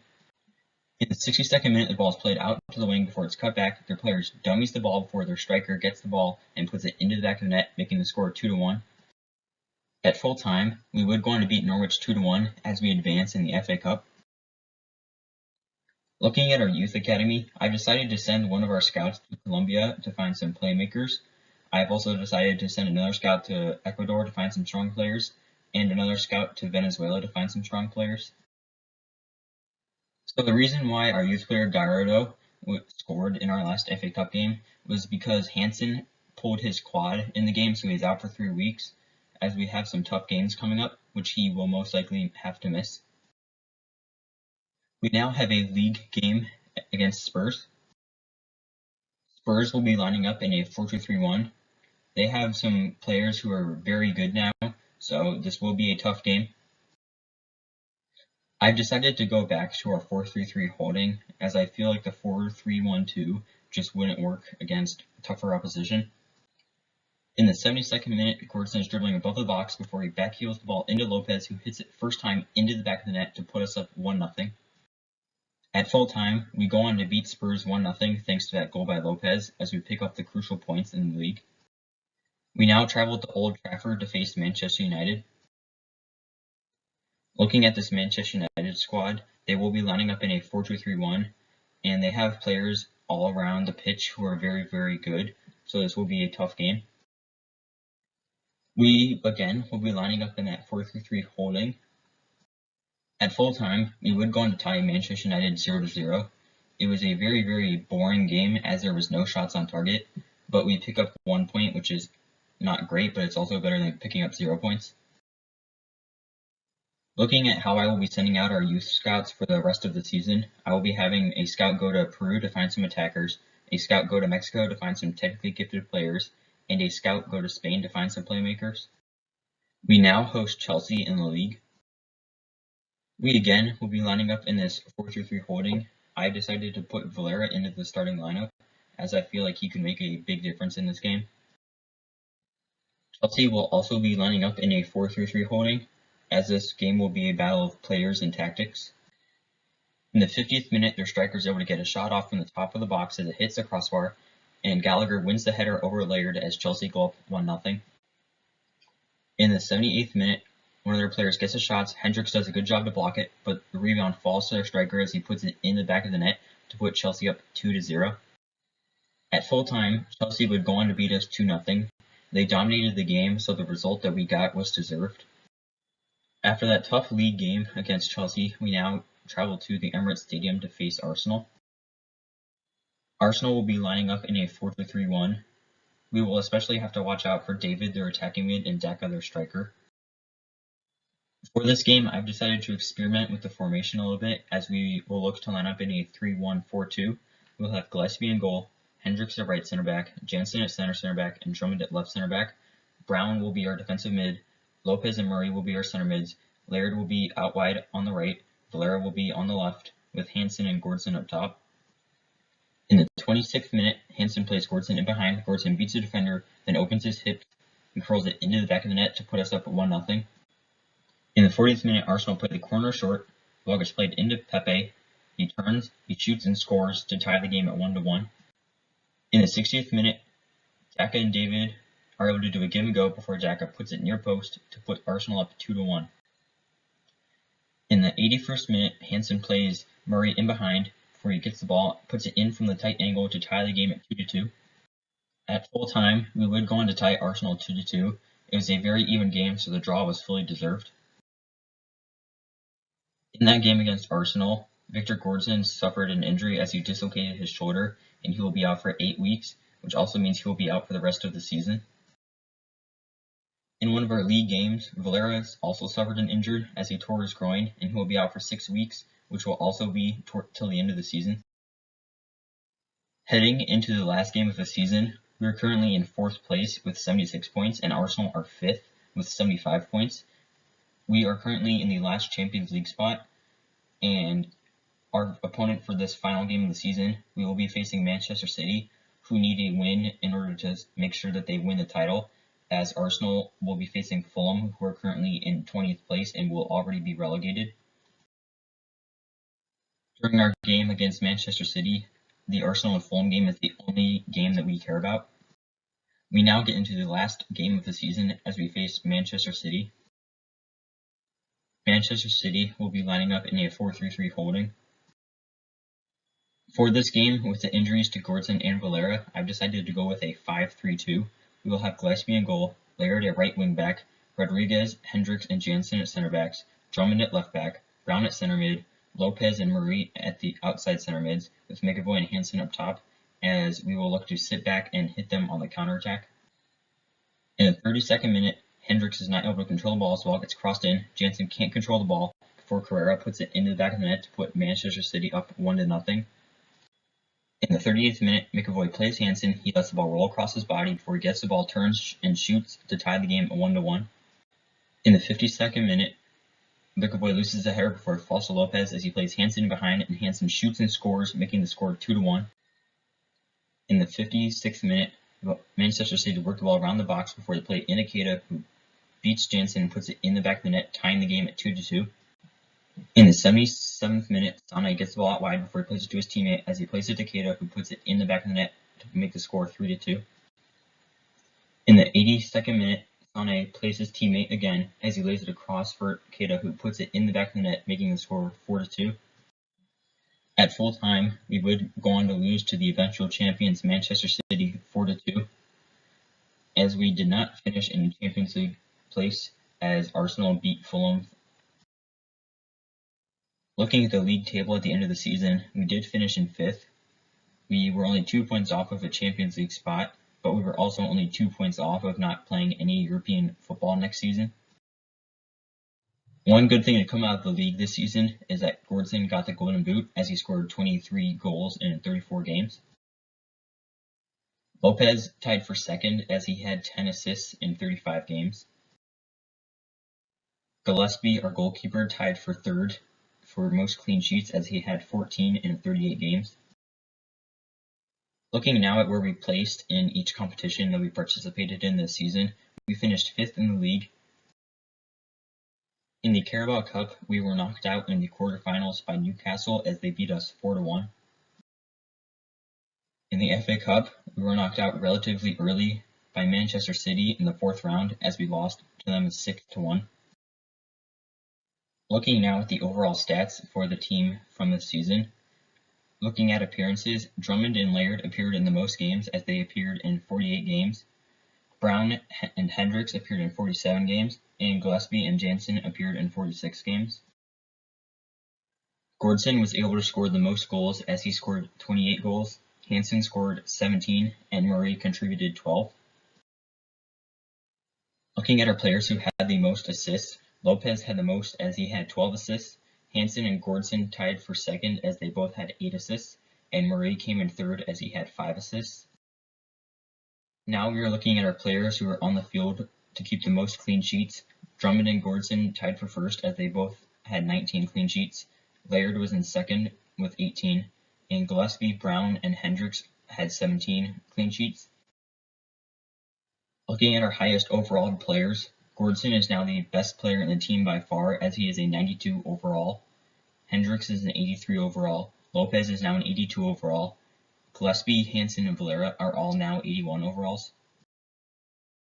Looking now at our players whose overall increased the most, Ricardo Diaz's overall went up by 15, as I look to have him replace Gillespie in goal next season.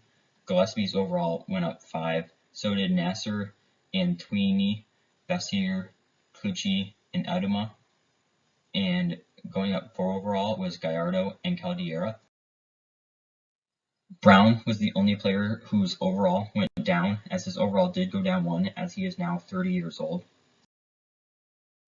Looking at our most valuable players, Victor Gordson is now worth $160 million, Hendricks is worth $58.5 million, and Lopez is worth $54.5 million. Looking at some of the deals that we have agreed to going into next season, Alex Navas will be heading out on loan. Diego Rodriguez will be heading out on loan. Caldera, Ennis, Mueller, Murphy, and Antuini have all been sold. Romano, Clucci, and Phillips will also be heading out as they have been sold. Vasquez and Edwards will be heading out on loan. Looking at our club from a financial viewpoint, the club is now worth $521 million with a projection of $880 million. Looking at our overall managerial career, nothing really changed except for our biggest defeat was 6-1 versus Manchester City in that FA Cup loss. We have now played 358 games. We have won 232 of those. We have drawn 62. We have lost 64. We have scored 655 goals, and we've only conceded 347 goals. Looking at this season specifically, the club wanted us to finish mid-table. We were able to finish in 5th place. The club wanted us to reach the round of 16 stage in the FA Cup, which we did not do as we were knocked out in round 4. In the Carabao Cup, we made it to the quarterfinals. We did not win Manager of the Month or Manager of the Year. The record transfer fee paid this season, we did not have any as we again did not buy any players.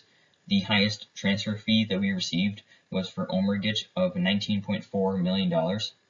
This season we played 48 games, we won 31, we drew 7, we lost 10, we scored 88, and we allowed 51. I hope you all enjoyed this episode. If you want to see more of this series, check out the playlist on the screen. And it's JTB Gaming, signing off.